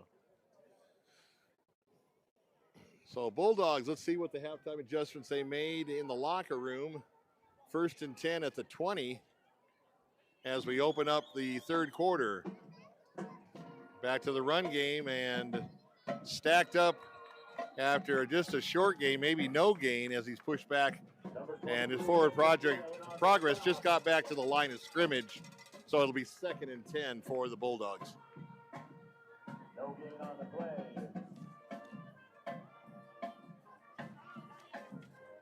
Well, you mentioned of them sticking with the ground game. You know, it's still close enough of a score where they can still honor the run and not have to abandon it yet. So, yeah, they're not out of this. They get a touchdown, they're right back in the game.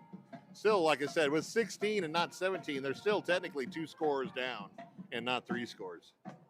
Yeah, it was Gaxiola off the right side and not finding much room there. The offensive line's going to have to fire off.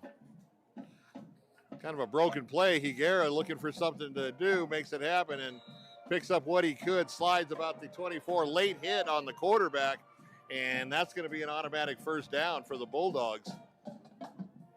Yeah, that was a definitely spearing on that play. Definitely a personal foul. He's lucky it was almost head-to-head contact. Let's see if they call targeting and kick him out. I don't know. We'll see what happens. They're going to talk about it. So personal foul on the Bolts, and that'll march them 15 yards up the field for the Bulldogs. First down, ball at the 40-yard line. And a little bit of good field position for the Bulldogs to start this first drive. Yeah, that was off a broken play like you'd mentioned, Bill. So they're handing them some momentum here. Yeah.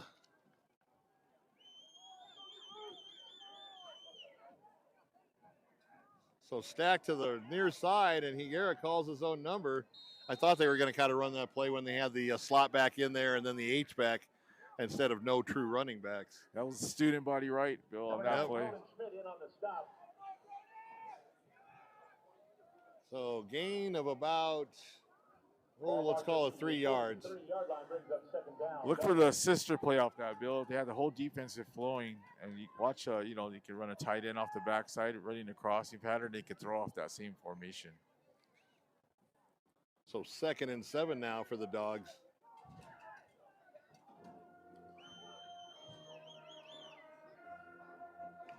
And was he drawn off or did he go in the neutral zone? Let's see what it is. They're calling offsides. Encroachment call, I believe, and it's going to cost them 5 more yards. So instead of 2nd and 7 now, Ramon, you got 2nd and 2. Do you take a shot downfield? That's 20 yards of penalty on this drive. Yeah, 20 yards just in this drive and penalty. Good point. Nice play on the run off between the guard and the center up the middle, and then I like Douglas's approach here, Bill. No nonsense. Let's just not play around. Let's get this first down, move the chains, keep the momentum going. Like we talked about, we wanted to see what their body language, what they're going to look like coming out of the half. And so far, so good for the Bulldogs, Bill. Just look at the field and look how many players Mica has dressed compared to Douglas on the far side. You know, a lot of their players are playing both ways. So 1st and 10 now at the 49-yard line. Tries to get to the edge and is tackled just as he gets into Thunderbolt territory. It's the same play they ran to the opposite side earlier. That student body right, so student body left. And you're looking at that backside pursuit. We'll see if they maintain their discipline, because if they keep running this play, they're setting them up for a reverse, something of that nature, going the opposite direction. Sure. We'll see if the backside pursuit keeps their integrity on that. Got an injured bulldog on the field. I didn't see what happens. I think it's one of the linemen. That's part of the playing both ways, like you mentioned, Bill. That's wear and tear, fatigue, sure cramping, is. Things Even of that though nature. Douglas is 4A, they still don't have the enrollment that Mica has. It's a good opportunity for the Mica coaches to settle their defense down, and they need to have a little chat with them here. So this injury timeout, maybe just what they needed to kind of settle them in, because, like I said, 20 yards of penalties in the first couple minutes of this second half. That's something that's not going to help them stay on top in this Now that game. was number 3 that was the injured player, so that was a skill position player. And goes off under his own power. Oh, that's Higuera, Bill. That's the quarterback. Is that the quarterback? Okay, so we're going to have another quarterback at least into the game for at least one play. It's going to be Matthew Houston. So Houston. Hudson. Matthew Hudson. Gets his chance at quarterback. Hands off to the far side. And no gain. So 3rd and 10. So they were kind of a difficult way to move the ball via the penalty only. You know, their plays really haven't gained a lot of yardage. They've got what they've gotten off of miscues by the Thunderbolts, and now they're facing a 3rd and 10 from the 49-yard line of Mica Mountain. Need to get to the 39. Hudson is listed as a wide receiver by trade. He's a junior. He goes 6'2", so he can see over the defense. So 3rd and 10, Hudson's going to take it himself around the corner, and he's going to get stacked up about the 46, 47-yard line, well short of the first down. Similar scenarios the first half. Do you push punt, pin them deep, or are you going to try and go for a 4th and 7 with a backup quarterback? Mica has not shown the ability to go the length of the field. I would kick the ball, and it looks like that's what they're going to do. All Mica's, with the exception of the pick 6, all their scoring came off of short field situations.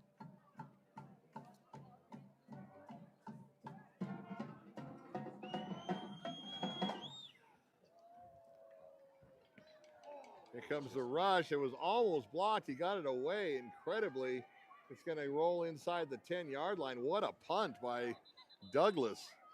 And actually a good job, too, by Mica Mountain not to get called for running into the kicker because they were, I don't know how he got the ball off, but good play on Douglas. What a great punt. And like I said, let's give Mica some credit for not getting the penalty on running into the kicker. That would have extended the drive and an automatic first down. Yeah, they say it's a game of inches, Bill. They missed that block by inches. I'll tell you. So this is going to be interesting. Mica Mountain has got a long field now, and they have not had this situation in the game so far. So let's see how they respond, having to go 96 yards as opposed to a short field of 40 or 50 yards. Two split out to each side. Now you bring a man in motion. And a flag procedure right off the bat as he turns up to the far side. Gets a nice gain of about 5 or 6, but I believe that one's going to come back, and yes, it is. Yeah, 2-minute motion at the same time. It's illegal shift. It's illegal shift. You can't have to. Now, in indoor football with the Sugar Skulls, you can do that. Not today.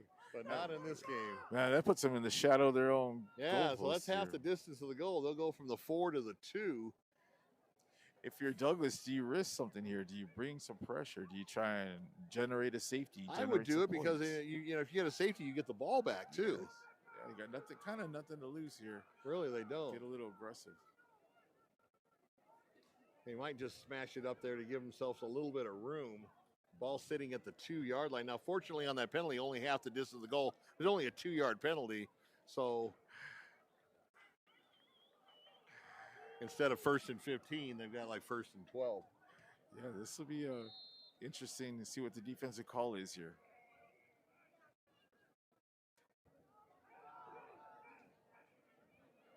So once again, run off the right tackle, but you notice Douglas wrapping up a lot better.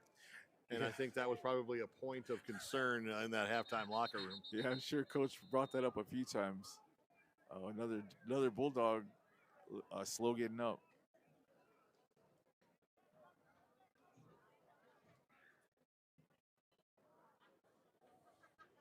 So Douglas making a few changes on defense. And now you're looking at, they still show first down. It's got to be 2nd and 12. Yeah, they need to flip that down marker over. There it is. 2nd down. 2nd and 9, basically. 2nd and 9, okay. Late spot by the officiating crew.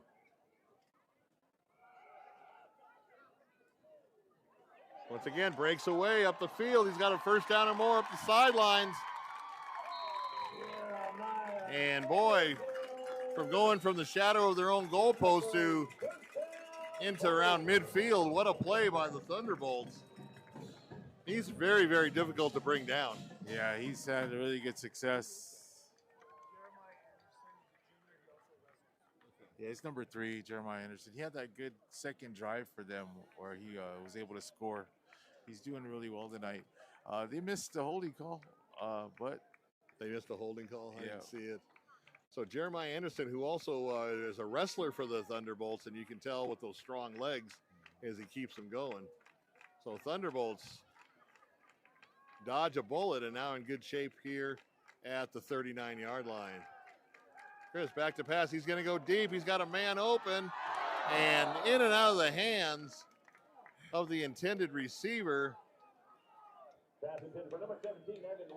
He had his man beat, and at the last second, the free safety jumped up, and I think he screened the receiver away view of the ball because when he finished his jump, the ball was right on top of the receiver, and he could not bring it in.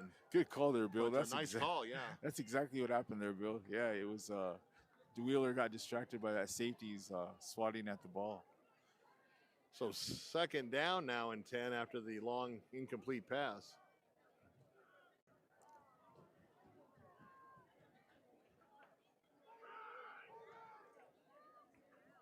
And this time they wrap him up before he can do any damage. There'll be no gain on the play. So Anderson, he's the kind of back you got to get him before he gets going, right? I'm very impressed with him. Yeah, before he gets those feet moving, you got to make that tackle before he can really get his jukes going. Exactly.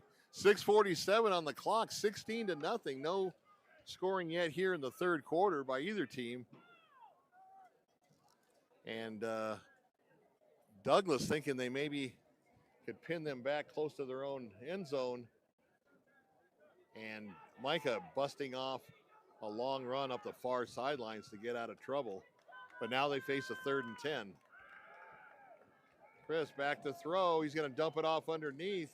Caught at the 40 and up the sidelines out of bounds near about the 47-yard line.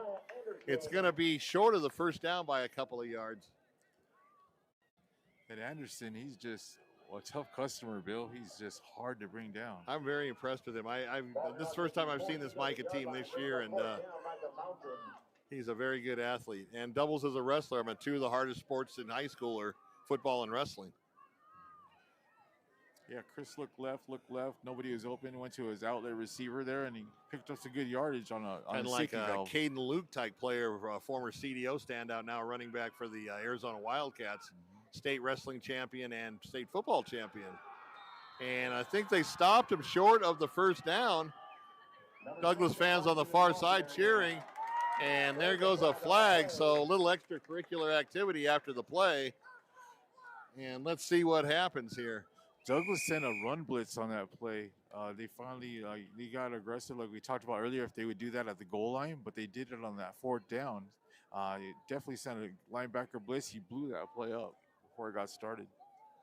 So short of the first down, and we're still waiting for the penalty here and see who it's against. It was after the play was over.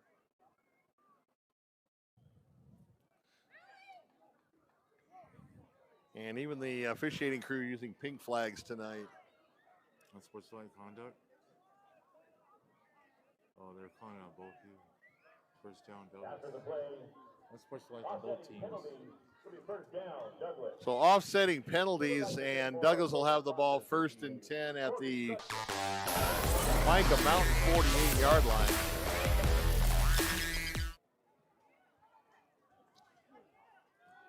So no change of yardage after all that. And Bulldogs with their second offensive set here in the second half. He went into the Thunderbolt, the teeth of the Thunderbolts, and got driven back. Yeah, Mica's run defense has been stout all night. Credit Douglas for, like we talk about, not abandoning the run, not having much success, but they still got to keep him honest. You know, you can't just get one-dimensional, let these guys pin their ears back and come after the quarterback. Kind of like the old, when Dick Tomey first went to the U of A, he had that wishbone or veer offense, and he'd run, and he might only get 1-2 yards, in the first half, but going at the end of the game, those defensive linemen and linebackers start to get worn out, and that's when you start picking up the extra yardage. So I'm thinking maybe that's what Douglas is doing, just stay the course, and something will pop open. Higuera back in the game now, and good to see him. From the injury earlier. Yeah, Douglas fans probably breathing a sigh of relief there to see number 3 back out there and slinging the ball around. Another penalty flag. And another penalty flag here. Holding. And that's going to go against the Bulldogs. Well, now it's accepted. He said it, initially the White Hat said it was declined, but they decided to accept it after all. And I'm not sure that would have been 4th down. So that's going to give Douglas another crack, albeit 20 yards away from a first down. But look what happened in the first half to Mica. 2 long 3rd and 4th down opportunities ended up converting. So let's see what Higuera and company can do. He's going to go short underneath and throws it behind the intended receiver, number 1. And it falls incomplete. That was a good play design. Number 4 runs across the zone. It's almost like a legal pick play. If that would have been, that pass would have been connected, he would have had some room to run after the catch. So Mica holds him. Oh, it was 3rd down because of that penalty. Okay, so now it's 3rd and 20. I still would have declined it, though. I made that last play third down, but, I mean, you've got a 16-point lead. You play the field position game, right? Yeah. So Douglas with one more chance to get the yardage. I doubt very seriously would they go on a fourth down here at this position in the field. Higuera looking over the landscape. Now he's going to go on a hitch route and intercepted again, going back the other way. The second pick six of the night for Mica Mountain.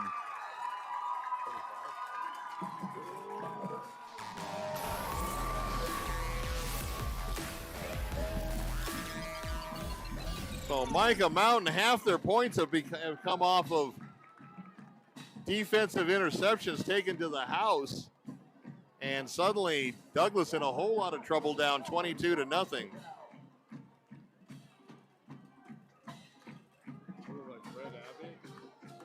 that pick six. So 2 pick sixes in one night.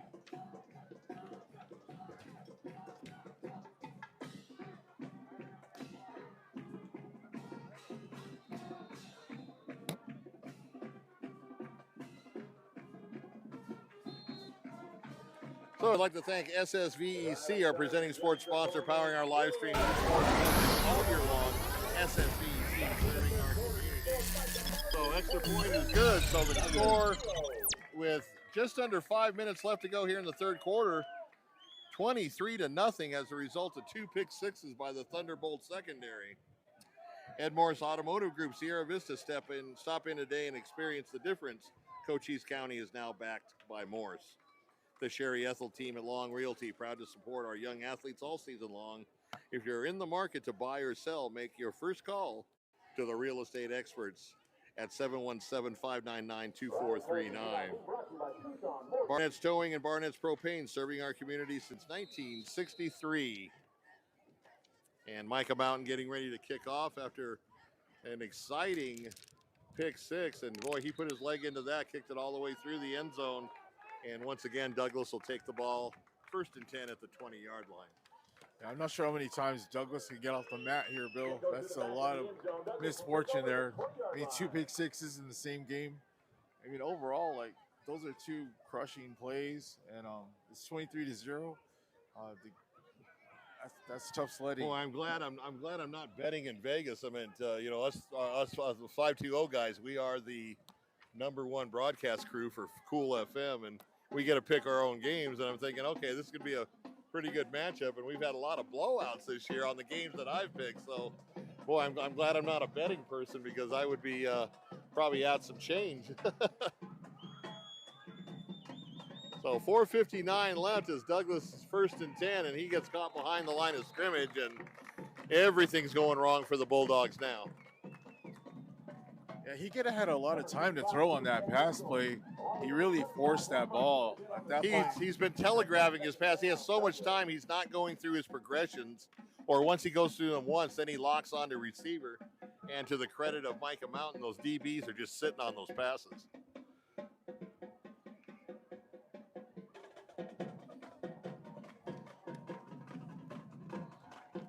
So 2nd and 11 after a yard loss on that play. Little counter play to the far side, and didn't get much on that one either.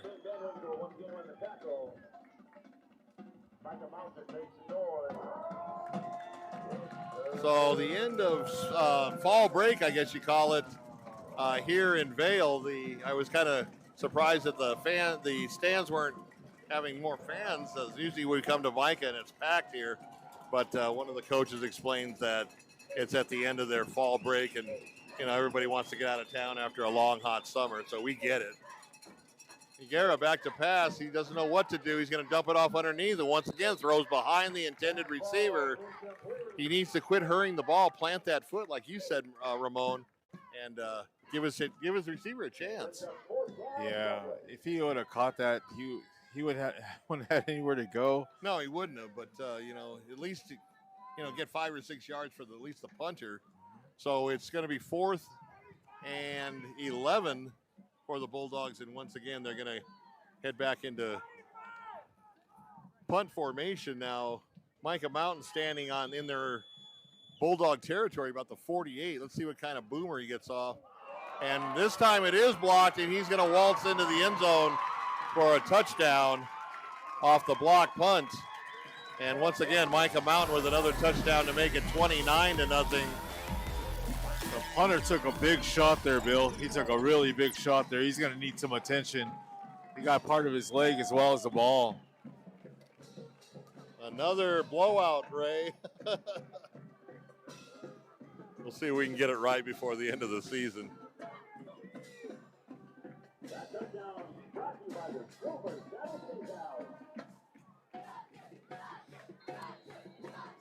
So we're lining up for the extra point to try to make it 30. Kick is up and good. So 30-0. There's 3:28 left to go here in the third quarter. Copper Queen Community Hospital of Cochise County, their new physical therapy department is now open in Hereford. Make an appointment with one of their doctors of physical therapy today at 520-432-6435. Grasshopper Landscaping, quality from the ground up. Contact Grasshopper Landscaping for all your landscaping needs. Visit them on Facebook or Google them at Grasshopper Landscaping. Ginger's Title Service in Sierra Vista, located at 999 East Fry, and now open Saturdays, 9 a.m. to 2 p.m. That was 81 on that touchdown after the block. He's not on the roster, so. Was he the blocker and the recipient of the touchdown? No, he got it off a deflection. He was in a rush lane off the left side, off the left end, and the ball basically deflected down, and he was able to scoop and score on it. So the kicker basically showing off his leg. Once again, kicks it all the way on the fly over the end zone. And the Bulldogs will take over at the 20-yard line, now down 30-0. And we still got a quarter to go. So this game was competitive. Overall, it was competitive. There's like these back-breaking plays that just keep happening to Douglas. And it's those 2 pick sixes, now a block punt. That's, 3 quick touchdowns. Right, and the fact that they didn't hold them on 3rd and 4th and long when they had them where they wanted them. All those are contributing to the 30-0 score. Garrett, just a quick flip to the outside, gets away from the first tackler and bounced out of bounds. Number 22 is Nick Regina in on the tackle. Nick Regina on the tackle. I know their family, very, very, very good people, the Regina family.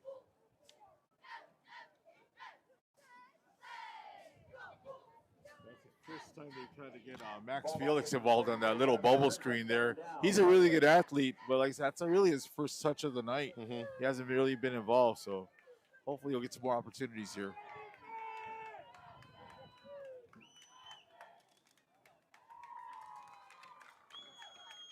So 3:22 left in the third quarter, and Higuera and company need to get something going here in a hurry. And he's going to be sacked. And you know what? That was a coverage sack. There was nobody available downfield, and just a great job by the secondary of Mica Mountain. We'll be interested to see if the punter can punt, because he took a big shot. So if he did take a big shot. And then he had that one punt that was nearly blocked, but he boomed it 50 yards. Yeah. We'll see if he can come out and punt, or if they have a backup punter, see what the situation is. They're up against it here, Bill, and a lot of time left. This game's already one-sided, and it could just turn from bad to worse for Douglas at this point. So Douglas, 3rd and 15 now.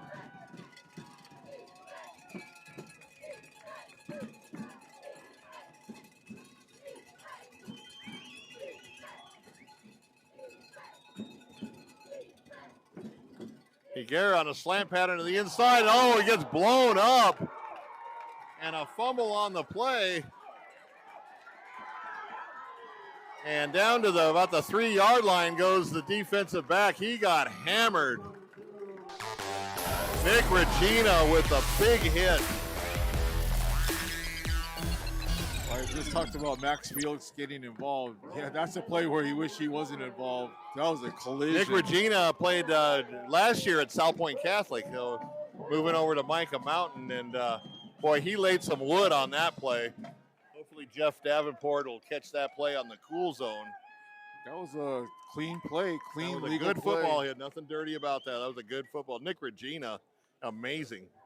Yeah, we got Ray over here with the replay on that, so got another look at it. So great production work by Ray Tapia. Shows that replay and just shows Regina just unloading on him.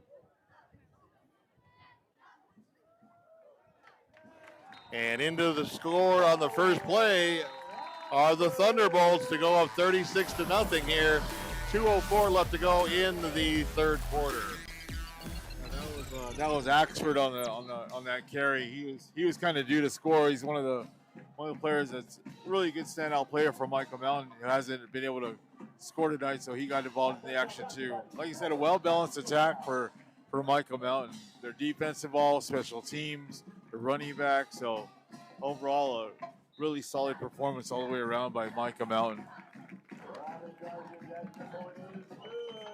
So the extra point up and good. So with the now 36. Now that's the magic. 35 is the magic number. The clock. If you can see the clock, it is running, and now it will run until Mica scores a touchdown. Anytime the one team is 35 points up, you'll have a running clock. So Mica's going to have to score to be able to stop the clock. The only time the clock will stop now, I believe, is on a timeout. Even if you go out of bounds, it still keep the clock moving. Kind of like a run rule thing in football, I guess, Ramon, to be the best way to explain it. Yeah, there you go. I got that. Comes another 80-yard kickoff. There's another 80, yeah. Boy, that kid's got a big leg, and hopefully that'll carry him into the next level because good field goal kickers at the college level they're worth their weight in gold, I'll tell you. Yeah, it's you get a scholarship just by doing that, having a golden foot there, bro. Boy, Nick Regina just laid some wood on that one. That's the hit of the Probably week. the biggest hit, the best hit of the whole season, at least the games that Ray and I and you have been at. Yeah, that was a decleater. Yes, and I was actually surprised that the Douglas guy got right up because he got smashed. Yeah. So 1st and 10 from the 20 for the Bulldogs, inside run, and he's going to maybe get a yard at the most. They shouldn't have to run another play before the quarter ends here. So we'll see if they. So once again, the clock will continue to move throughout the fourth quarter until Douglas scores and brings it under a 35-point deficit. Yeah, 36-0 currently for this quarter, Bill. And that's going to be the last play of the third quarter.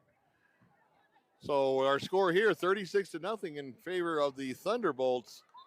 And let's go ahead and send it over back to the studio. And Jeff Davenport, Jeff, take a look at that hit by Nick Regina.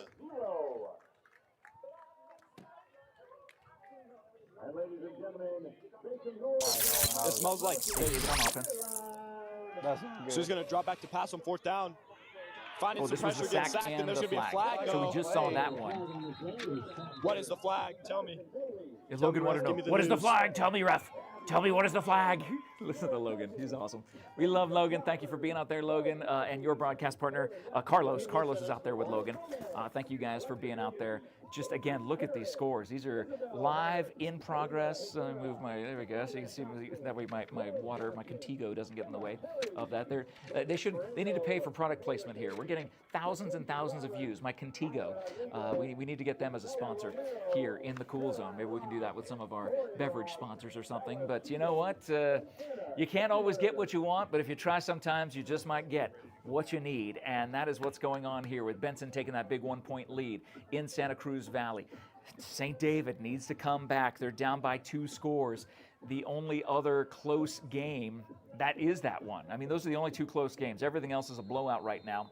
I still have green.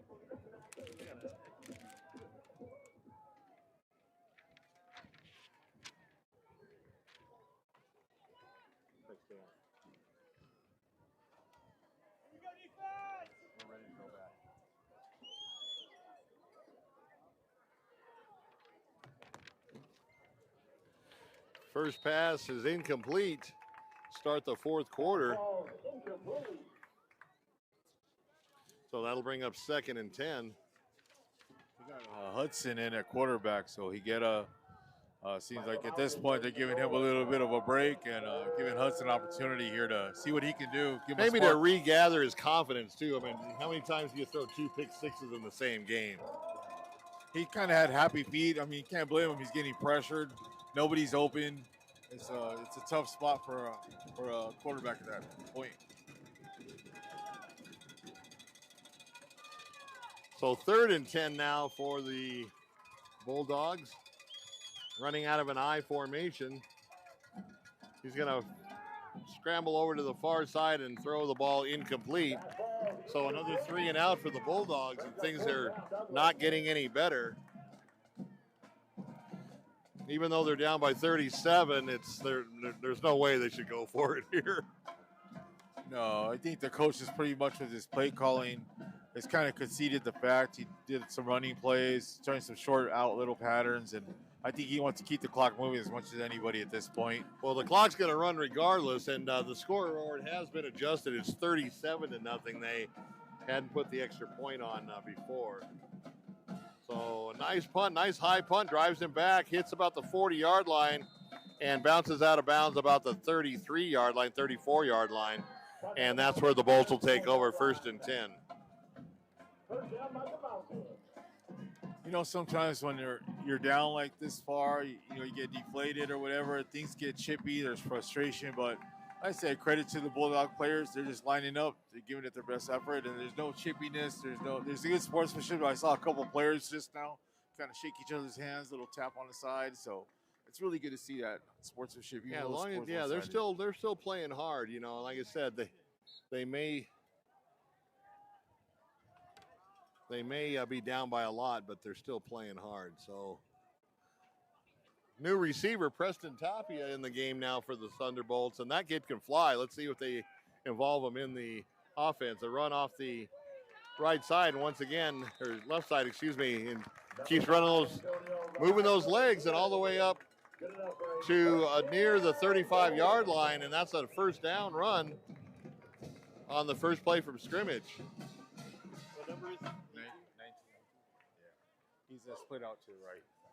So Preston Tapia, son of our producer Ray Tapia, now in the game.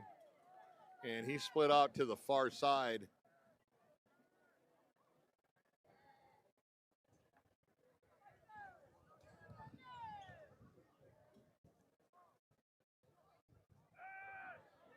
He's going to go to the near side, dump it off underneath, and just tried to run before he could catch it.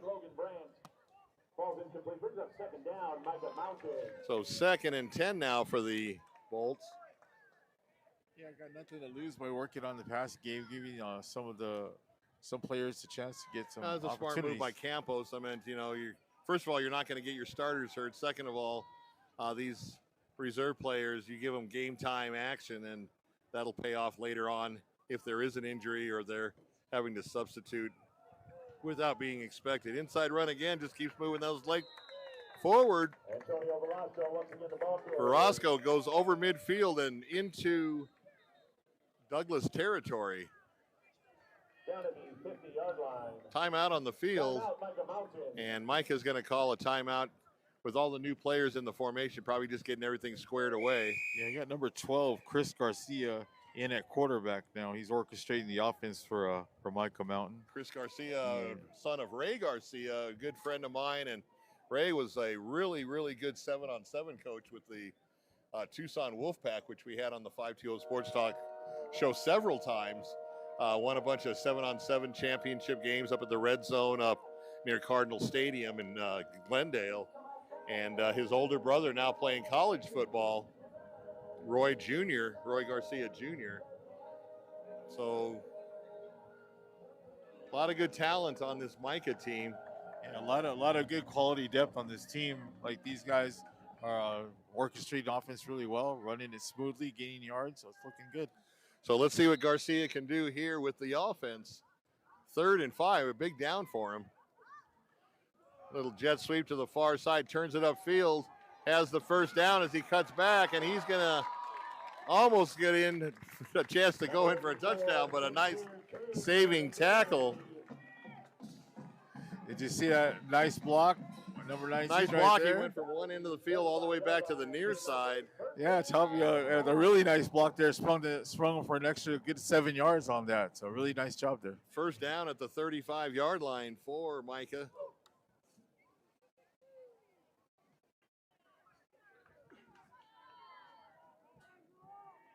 Got a strong set to the near side. Looks like they may run off that.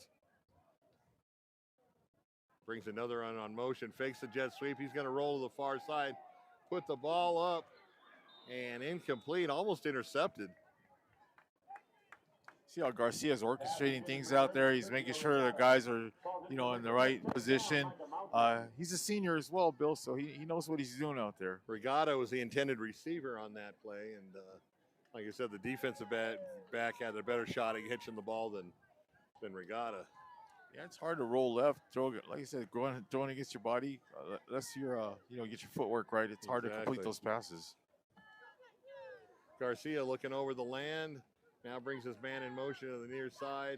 And once again, a jet sweep to the near side. Now still on his feet, inside the 20 to about the 19.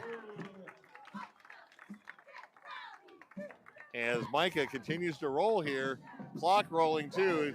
It's going to be a fast quarter, 6:45 and counting. So already almost halfway done with the quarter.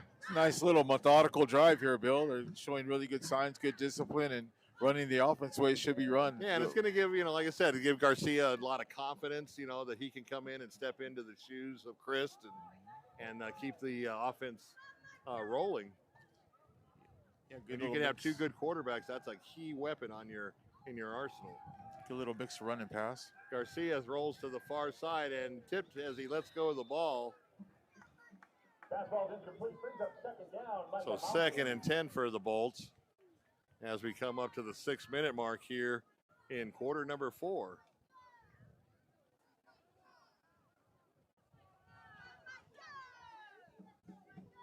Yeah, nice little mix of run and pass. They're having good success marching down the field here, and it's doing the job of eating up the clock here.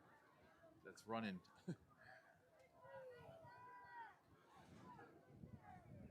And they're running their offense. I mean, they're not sitting on the ball. They're just, they're running their offense. You got to give them credit for that.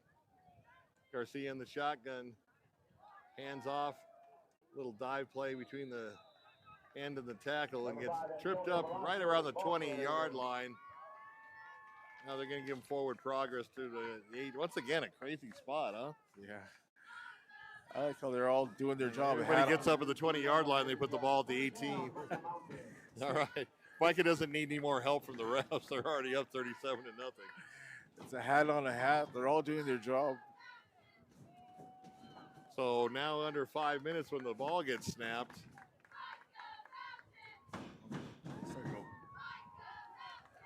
Garcia, a little flip to the outside, just over the reach of the intended receiver. Looks like they're going to attempt a field goal here, Bill. Let's see if they. Well, with that kicker, if they were at the opposite 20, they could probably attempt a field goal. Yeah, Carson's got a boot on him. Even with this kind of wind, I don't think it's going to make much of a difference. Oh, we got a penalty flag, or did it just fall out of his pocket? Yeah, I see it. Maybe it's a towel. Maybe it's a kicker's towel. Yeah, I think it is.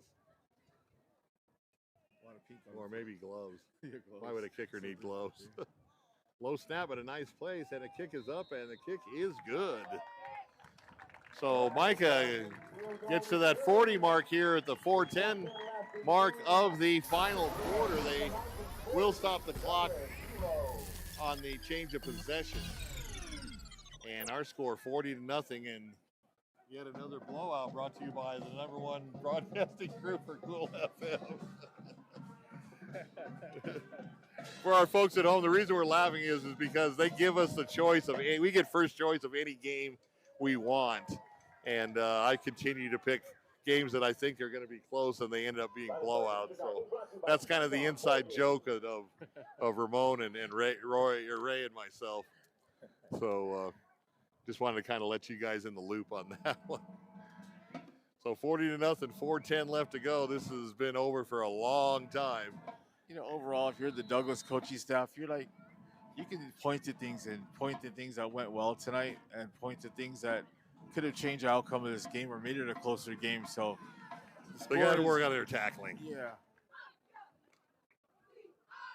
The score looks bad. 40-0 is bad, but overall, like for a lot of the game, it was good. There was a good thing. They worked on some things, and Mica is just a different point in their program now than Douglas is. And Douglas is, like I said, working hard, and they are improving.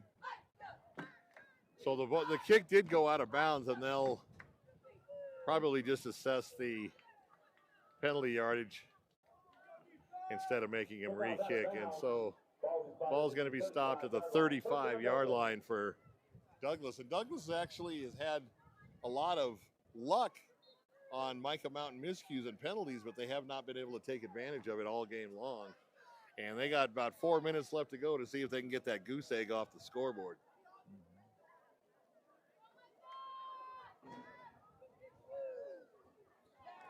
Tried to bounce it outside and got met by a host of Thunderbolt tacklers. Well, there are things that Mica. There are things that Mica can work on as well, like, you know, the punt coverage unit. I mean, they did have the punt block, but there's a few times where the ball took a good bounce for Douglas. Where he could have fielded it. Yeah, so there are definitely things that you can always take out of it. So 2nd and 10 now for the Bulldogs. Clock continues to roll at 3:20 and counting.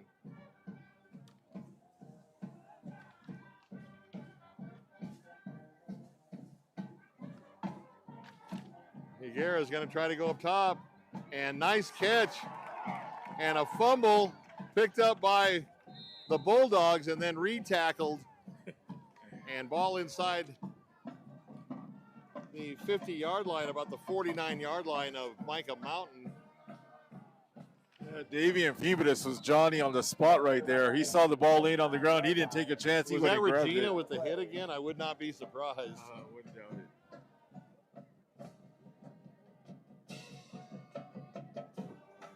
Got an injured Thunderbolt on the ground here. And Nick Regina, just kind of a side note for our viewers, playing tough tonight, that big hit, and he just lost his grandfather, Ron Abbott, the owners of the Johnny Gibson's Downtown Market, where we had several 520 Sports Talk shows. So our hearts and prayers go out to the Abbott family and the loss of their patriarch, Ron Abbott. Sorry to hear that, Bill. Yeah, good guy, and really a big supporter of my company, 520 Sports Talk. Show venue for years out on the bed with a nice little outside venue. And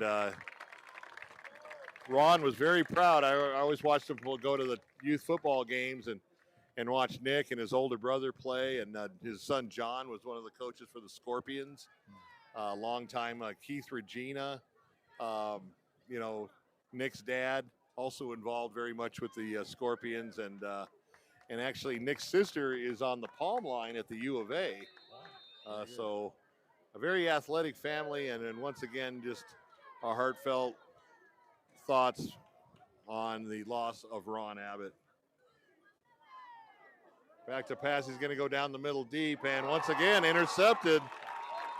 So that's 3 picks for the Bolt secondary.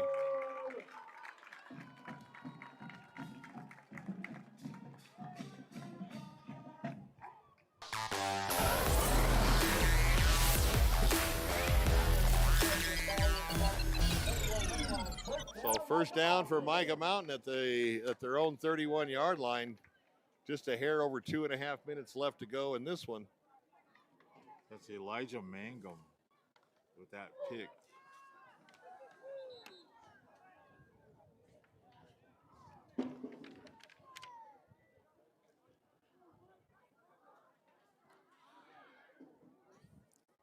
So I would not be surprised just to have Mica just keep it on the ground for probably about 4 or 5 plays, and this one will be a wrap. Hand off to number 5, and No gain on the play. It'll be 2nd and 10, kind of inconsequential. Mica just running out the string here to end the game as we go under two minutes now. Yeah, the only thing you want to do at this point is just, get some playing time, avoid injuries, and as I said, try and nitpick and try and find things that you can work on in practice and get ready for next The week. only thing you don't want to do, and it would make a difference, but you don't want to turn the ball over, especially if you're reserve. Yeah. Because that'll put you lower on the depth chart. Yeah. Don't make the most of your opportunity here, Yeah. right? So 2nd and 9, they did give him a yard gain apparently. And stacked up near the 35-yard line. Down at the 34-yard line. 3rd down by the Mountain. And they will stop the clock. It looks like a timeout. I believe Mica, well, let's see. So we're just trying to avoid injury and get out of this game safely. Oh, there is an injured player. That's why they stopped the clock. An injured Bulldog player about the 35-yard line. And that's the reason for the stoppage of time.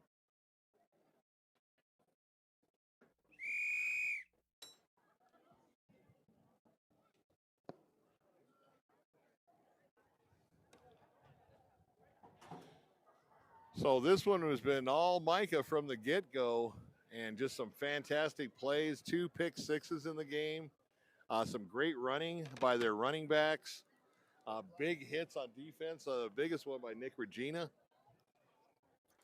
And everything coming up roses for the Thunderbolts. A block punt for us. Block punt for a touchdown, yeah.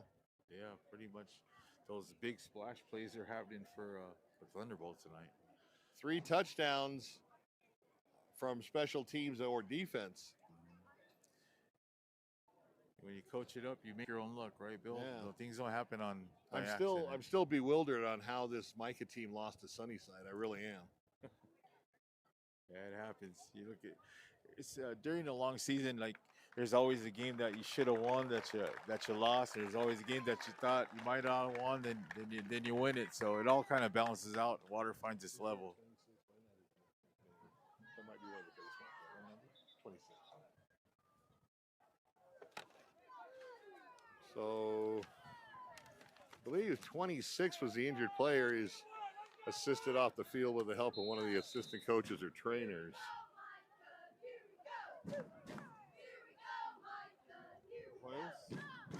Is it Escarcega? Oh, Hoyos, and he's a baseball player. And tipped and still caught by Mica down the sidelines. He stepped out of bounds. Stepped out of bounds right at the 41, and that's where they'll mark the ball. And we're under a minute and counting, 45 seconds and counting. They probably are just going to have to run one more play and call it a game. Yeah, this will probably do it, Bill. This will probably be the last snap it'll probably be the last snap here. Last snap of the game. Once again, we want to thank our participating sponsors, Cool FM Live, and also 520 Sports Talk here in Pima County, Cool FM Live in Cochise County on a simulcast. And you got to see Mica Mountain at their best so far. They're going to go to 4-2, and Douglas is going to drop to 3-2 with still a makeup game. And just a run play down to the 30, and that's going to do it. That's the last play of the game. So with the final score here from Vail, Arizona, the Mica Mountain Thunderbolts crushing the Douglas Bulldogs 40-0 right at the end of their fall break. So something to celebrate as they go back to class on Monday. So we're going to do a quick analysis of the game, and then we'll turn it back over to Jeff Davenport in the cool zone. So your take on the game, Ramon? Well, I think it was, like I said, a lot of big splash plays. The game could have had different results without those backbreaker plays. Like you said, the long conversions on long distances to go, the pick sixes. But give Mica Mountain credit. I mean, very disciplined team, spread the ball out very well. Overall, just a talent disparity tonight. But I'll give credit to Douglas and their coaches. They fought the whole game, and there's definitely things they can keep improving on. And from the first game to now, I see an improvement in overall team attitude. And Mica, like I said, very well schooled, good reputation for a reason. Thunderbolts are they're going to be reckoned with down the season. That's really one-sided, but it is what it is. Yeah, I would have to say that Mica is probably one of the better, if not the best, 4-2 team here, at least in the in Pima County.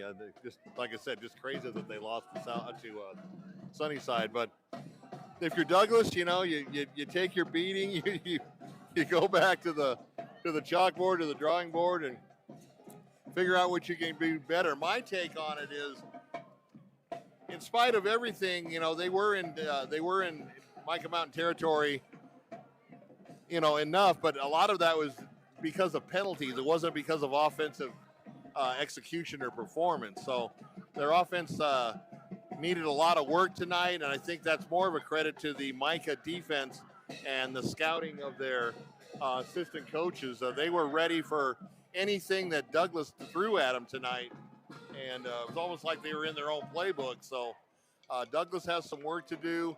Once again, they still got that makeup game against Rincon University, and even in spite of everything, that should be a win for them. It's unknown when that's going to be made up. That was a game that was rained out last Friday night down in Douglas, and so everything basically went perfect for the Mica Mountain Thunderbolts as they cruise to a 40-0 lead. I want to thank you for joining me in the last-minute notification to work the game. You always make everything so much better, and obviously, of course, Ray Tapia on the production for you guys. So Bill McCullough signing off here from Vail, Arizona. Once again, our final score, Mica Mountain 40, Douglas 0. It's a wrap. Down the quarterback draw, and he was looking to go forward, ended up juking to the left side, knocked the official down. The line judge was on the ground as he literally put his hands up for the touchdown signal. It is 26-22. In this back and forth game, there's a reason why we've come to this game more than any other game, because the other games are all blowouts. This is the only close game here tonight, and you're watching it live in the Cool Zone as it appears that Santa Cruz Valley will go 4-2.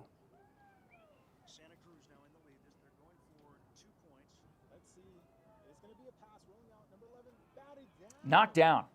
All right, so go ahead and bring their audio down. It is a 4-point lead, 26-22, Santa Cruz over Benson. I'm going to bring it back to me. We're going to bring up the scores here, all the scores you can see on this screen. We've got a big final.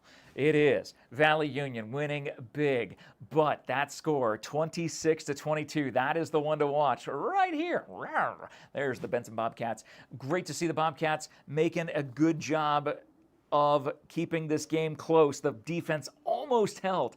Unfortunately, they didn't. Santa Cruz scored. This is the first region game for both of these teams in that newly designed 2A South 2. Remember, the 2A South was formerly the 2A San Pedro, now is 2A South 1 and 2A South 2. 2A South 2 includes teams like Benson and Santa Cruz Valley. 2A South 1 includes teams like Santa Rita and Tombstone. Tombstone winning big. How is that game not done yet? I think we've been watching for more than 3 minutes. That should definitely be a running clock. So, oh, Tombstone and Douglas. Okay, so both of those games should be in the books, Tombstone and Douglas.